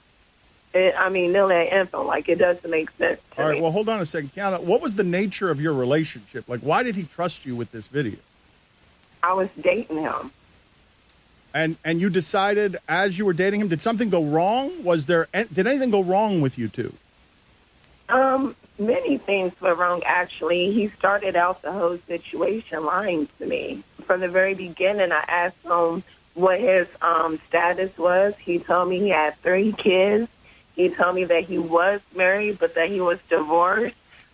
He had asked me if I would move to Miami. He even invited my best friend. That's why I kind of keep mentioning her. He even invited not just me, but my best friend also to move with him to Miami and live in his condo. So it's just the fact that he tried to lie and sell so many dreams. Then on top of that, you're a drug addict getting paid millions. So it is many of reasons. On top of that, after he sent the video, he probably, came off of his high a little bit. After he sent the video, he low-key kind of threatened me in case I end up exposing the information. So before he can do anything to me, I just felt like that also needed to be exposed. Like, just in case I just so happen get set up or somehow just pop up dead, the story was still going to get out. Was there any sort of financial promises made by him that he did not keep? No. Well, okay. That's a complicated question because he did make a lot of promises, but not necessarily in a financial way. His promises was more so like, oh, I want to get married. Oh, I want to have children. Like, those were the type of promises. So technically, when you look at roles such as marriage, kids, and stuff like that, that does come with financial responsibilities, but not as far as, yes, I'm going to give you X million dollars on these days. It wasn't like that. All right. If you're just joining us and you don't know what we're talking about, Kiana Nye is with us on ESPN Radio, and we've been trying to get a hold of Chris Forrester to get his side of the story in an interview, but he has yet to respond. We'd welcome having him, obviously. I'm going to read to you, Kiana, his statement, Chris Forrester's statement. I want to know how you reacted when you saw this. Quote, I'm resigning from my position with the Miami Dolphins and accept full responsibility for my actions. I want to apologize to the organization, and my sole focus is on getting the help that I need with the support of my family and medical professionals. When you saw that, what did you think? How was he even given the opportunity to resign? Seriously, how were you given the opportunity to resign after having such footage surface in the first place? Let's be honest here. If this was an African-American man, not even just an African, he could have been Mexican, anything like that. If he was a minority, they would have fired him. He would not have given the opportunity to resign. So that just further, just shine light on the fact that there's inequalities to the system. They treat certain people different than others, and it's not fair. Did you think he loved you? Oh, I don't know. I think he did. I mean, don't get me wrong. I do care about Chris. This isn't I hate Chris type of situation at all because he is a good person.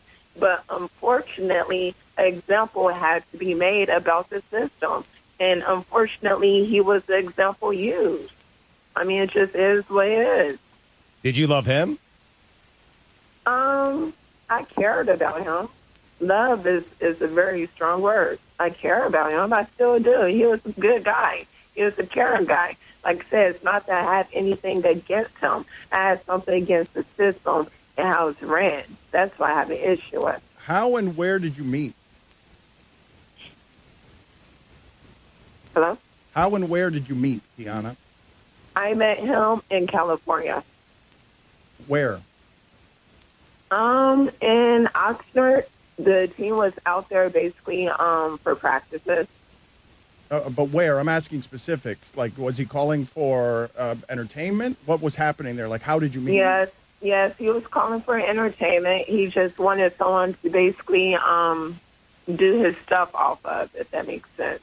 Like, some people like using girls for personal, like, human platters, if that makes any sense. Like, people like to do blowing stuff between in areas such as that, if you get my drift. Okay, yes, your drift has been gotten. So that call is made.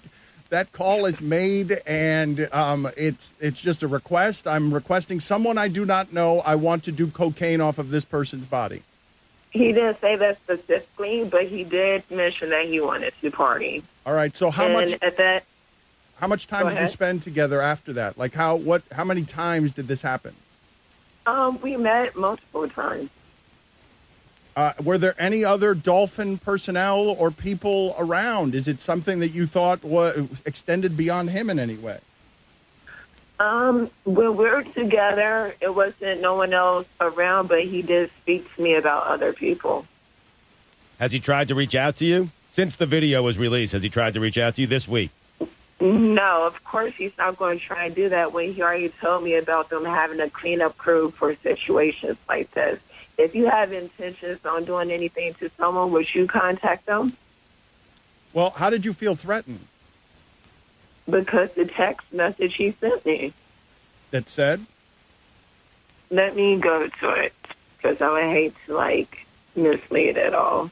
All right, hold on a second. Again, we'll reintroduce this. No, that's fine. We'll wait for you. Hold on. We're going to reintroduce this. Kiana Nije with us on ESPN Radio. She's at the center of this storm involving, disgraced offensive line coach Chris Forrester, who is now out as a Miami Dolphin. ESPN, we have continually tried to get a hold of Chris Forrester without any success. And so the nature of the controversy is there was a video. He was snorting a white powder off his desk. He sent it to her, and she released it. And now we've all seen it. He professed his love for her and couldn't wait to get back and do these things on her body. So I'm just curious, when you tell us that when we hear in the video that he says you've got a baby on the way, I don't know how to ask this question, but did the pregnancy alter the nature of the relationship? Yeah, but no, for the simple fact that he, when we spoke on the phone about the fact that I had just realized I was pregnant, not too long ago, actually, is when I realized I was pregnant. But when we spoke about it, he knew that I would have no interest in being around settings like that at all. What has altered. What has been the hardest thing about the last week for you? Because you're getting a lot of, gold digger, and a lot of people are shaming you, correct? A lot of people are, but this is the thing. He's not the richest guy I know. You know what I'm saying? He definitely, he's not the richest guy I know that has his fault. So obviously, out of everyone's personal information I know, because I'm very popular, I know many of people, out of everyone I know, I exposed this for a specific reason. Like I said, it had nothing to do with the fact that I don't like Chris, that I hate Chris. It's more about the social injustices that's going on in the system, period, point blank. And to be honest, this allowed me to shine even more of a light because, like I said, instead of him getting fired, what would happen to a majority of coaches, they allowed him to resign. You see what I'm saying? They're holding his hand through the process. But who's holding Kaepernick's hand? You see what I'm saying? So if anything, it's proving my point even more. All right, so did you find that text? I did. Okay. So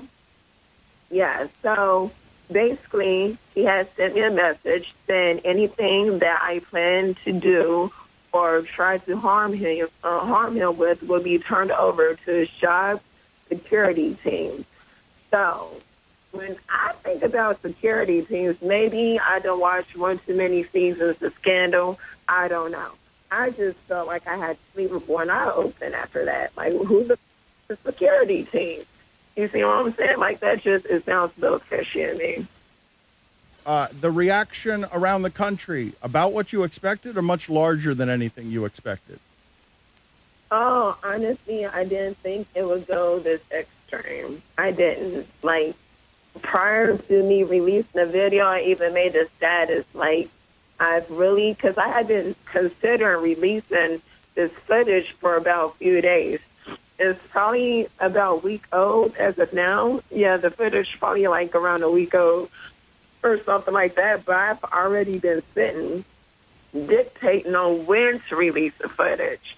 You see what I'm saying? Well, you had mentioned, right? You had planned to do this to him from the moment that you met him, correct? You had planned this or no?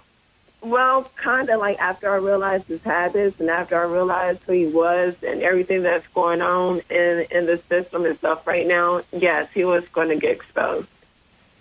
Put us there if you don't mind, Kiana. What was your reaction when you received the video? I was surprised. Like, who would do that? Seriously. If it was me and I was getting paid millions of dollars to be a leader for an international team at that, like, this isn't just something that's just watched in the U.S. This is something that's watched everywhere. So if I was getting paid millions of dollars, I would have never done anything like this. Like, I would have never been no kind of crime at all that would have put me in a position to lose that job ever. Why do you think he trusted you? Because the relationship of which we had a great connection. Like, we had a great relationship. Like, anyone that knows me knows how my energy is. You would love to be around me. Like, you would love my company. Like, I'm a happy-going person. So, yes, I understand why he trusts me and everything. And sometimes we all need someone to talk to. Like I said, it's not that I don't like Chris. It's not that I hate Chris. Unfortunately, it's just that a point has to be proven. That's it. Do you have any regrets about anything that you've done? Because obviously you've helped harm him, although he made his own bed. No, I don't have any regrets because what I thought would happen happened.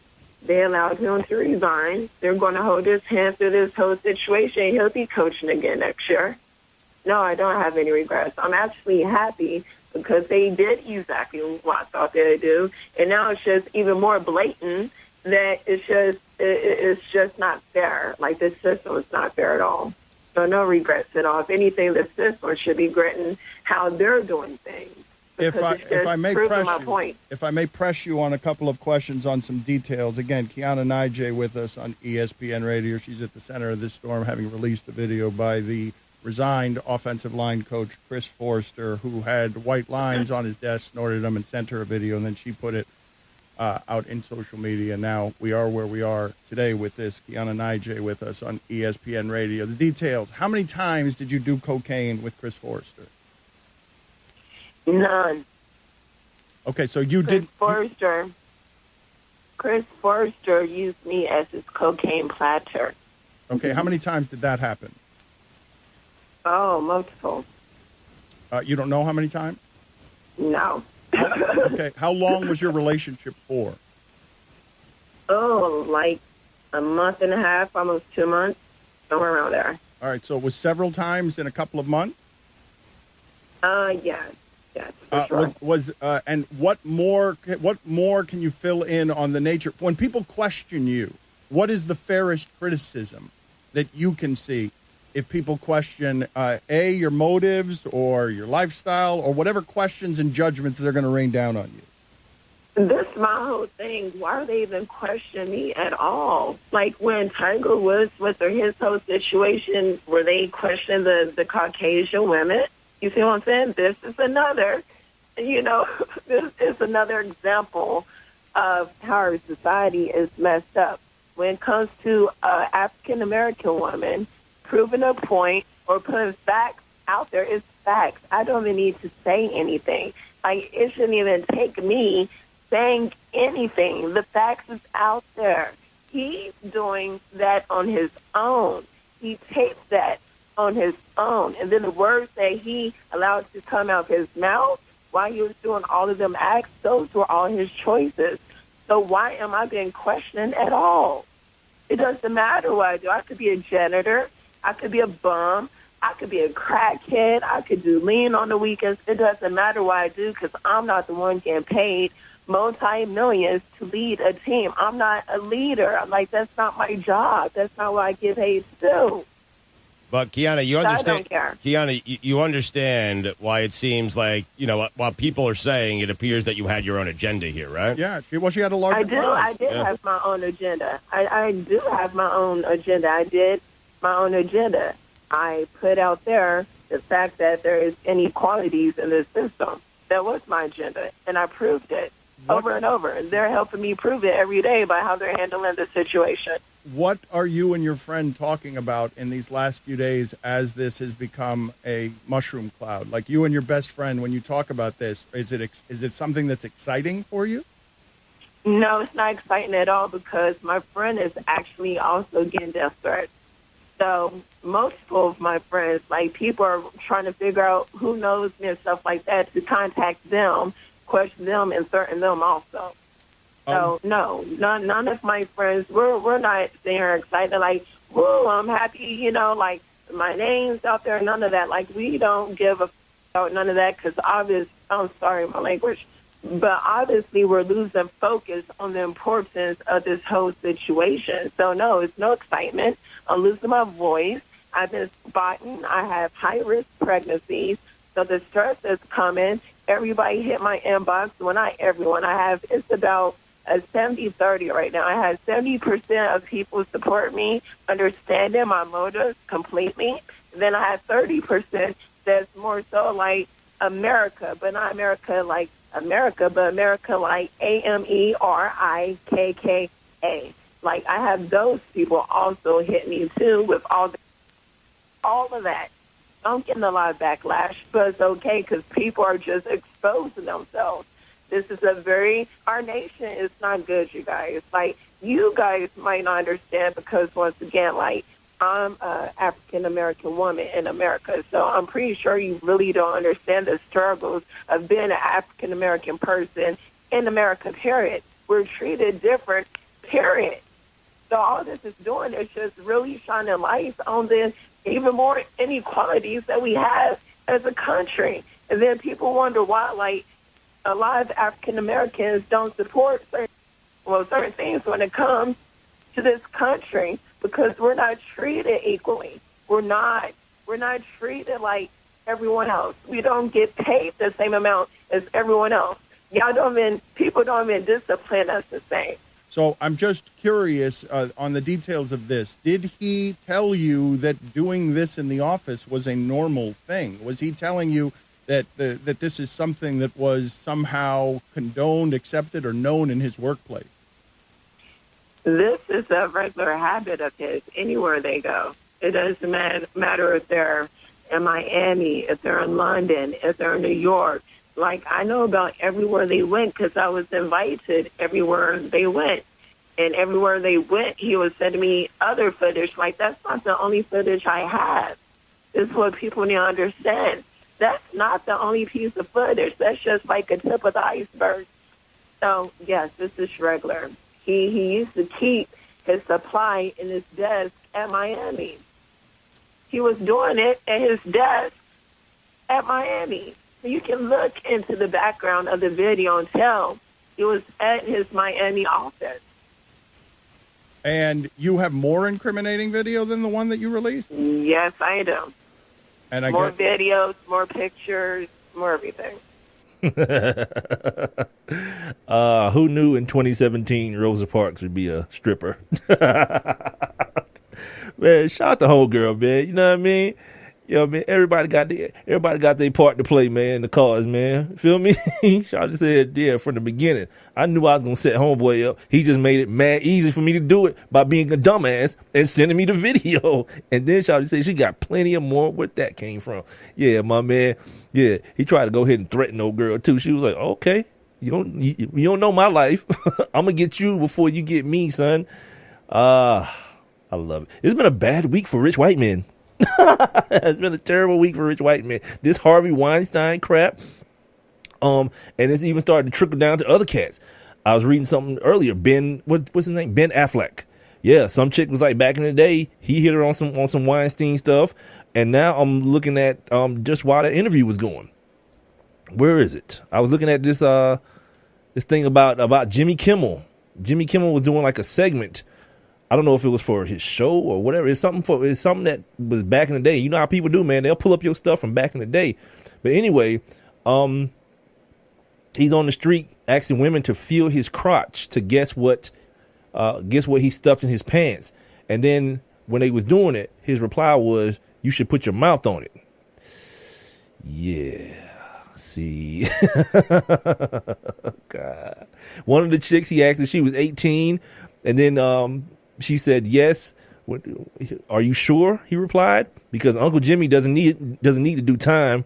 My God, it's been a bad week for these white men in Hollywood, man, harassing these brides, man. It's like, come on, man, get it, whatever, man. You know what I'm saying? But yeah, man. Sorry. This interview was crazy. Like my man, I am Nodo said, yeah, it's a lot to unpack in that whole thing, and I got like 6 minutes left in this segment. But let's be serious about this for a minute, man. You know, the fact once again that homeboy was able to resign and not being fired. Like that's not how it worked when you black. Hell no, resign. They don't let that dope knob hit you with a good log split you. Yeah, right in the ass. It's weird, man. But the fact that Shawty was like, yo, that she felt so strongly about what's happening with Colin Kaepernick, she was like, somebody got to pay, and it's gonna be this guy. She said she had to make an example of him. That's usually what happens to us. You know what I mean? Like I asked the other day the question about Josh Gordon. Remember Josh Gordon? Real good wide receiver out of Baylor. Got popped a couple times for weed. I think the last time he got popped, it was for alcohol. And the reason I'm pretty confident in saying it was alcohol because that's what he said. And the NFL has a policy that when you fail a drug test, whether it be for PEDs or weed or whatever, if you come out and they're not allowed to say what it is. But if you come out and say it was something and that's wrong, it's a lie, then they can't come back and say, no, it wasn't that. So he talked about while he was the last time he was in the league, he was on a plane after the season was over with, after the final game, because of course it's the Browns. They only going to play 16. He had a drink on the plane, and then he got piss tested the next day, and he had alcohol. You know, there was alcohol in the system, and then that's where the final suspension came from, or this recent one came from. And now, of course, there's like a documentary out about him. And like my whole thing from the beginning was like, man, they painting this dude like he's a heroin addict. It's weed. And quite frankly, had no effect on him being able to play the game of football. This is a dude who was suspended for 4 games and still led the league in receiving with the Browns, with the garbage quarterbacks they roll out there still. And to the point where they even got, I saw a portion of the interview they did with him. They got him believing and acting like a heroin addict. Well, I learned so much in my time away from the game and blah, blah, blah. Like, come on, dude, don't do that to yourself, homeboy. It was weed. But anyway, this chick, I still can't remember her name. They said it like 1 million times, man. And one of the things she said was so on point. When they was talking about people coming for her, and she was like, "Who gives a damn about what I do? Whether she's a stripper or escort or whatever it is, it ain't about her. You know, her gig is what it is. He's the dude who has the responsibility, the married cat with the kids, NFL coach. It ain't on her." And I was like, "You right. It damn sure ain't." Yeah, I'm team Shawty. I don't remember her name, but I'm team her. Let me check real quick here. Hold on. Kiana Nye. Kiana. I'm team Kiana, Shawty. Yeah. Good work. Oh man. And then, you know, when Shawty was like, she don't have no regrets at all. She shouldn't have none. No, this ain't one of those situations where like, oh, she ruined that guy's life. Nah, probably if you're doing blow at work, yeah, you're set to ruin your own life. If you're doing blow at work on tape and then sending the tape to your stripper girl, to your stripper side piece, you ruined your own life. Believe that. You deserve everything that's coming to you, especially working in this racist ass NFL, who, by the way, again, had this been a player, people would have been losing their damn minds. Everybody's on TV. Oh man, he's obviously got a problem. It was obviously a cry for help. Man, miss me with that dumb. Like I told y'all plenty of times before, you're not gonna get me to show any sympathy for rich people who have regular people problems, because when you rich, you have the resources to rectify your problems. You know what I'm saying? If you some lady with 3 kids, no job, and you got a heroin addiction, that addiction is probably just gonna stick with your ass. You don't have the resources to go out and get the help you need. That's why I laugh every time they put on one of these features about the opioid epidemic. Let me introduce you to these little white kids whose parents were addicted to opioids. I don't need it. I don't need it because you wasn't doing. You ain't care. Like, and did anybody see American Gangster? That movie was, what was that, in the 70s? It's like 40 years ago, 40-something years ago. But all of a sudden now, because Becky and Hannah and Jaden, they have problems now. Now we got to do something about it. Kiss my ass, America. You know what I mean? As many lives has been ruined. That's why I love when white people do that. That what about black on black crime? What about the drug use in the black community? They want to ask you about all those things, but they don't never want to ask the question how the guns got there. How the dope get into the community. I know how. Most black people know how. There was a white man named Oliver North that stood up in front of Congress and admitted that the U.S. government pumped drugs into the black community and guns to fund the war they weren't supposed to have nothing to do with. They're making all kind of Tom Cruise got a movie out about it right now. But we want to be quiet about that. See, the white people don't want to talk about that, but they want to bring up black on black crime every time you bring up police killing black people. Funny how that works. Funny how their fingerprints are on that too. Your fingerprints are on black crime too, white men. Let's get out of here, man. Appreciate y'all hanging out with your boy, man. I am No Dose. Big L, appreciate y'all once again, man. Everybody who checked in, who listened but didn't check in, I appreciate y'all as well. Everybody listening on demand, thank you guys. We're gonna come back, do it again on Friday, man. It's the One Mic with Big Mike show. You can catch it on demand, Spreaker.com, the Spreaker app. Download that for your mobile device. Tune in, iTunes, iHeartRadio, Stitcher, Google Play Music, and YouTube. Follow me on social media at the number one MICWITHBIGMIKE. Till Wednesday, man. Y'all be safe, man. And remember, all you need is one mic.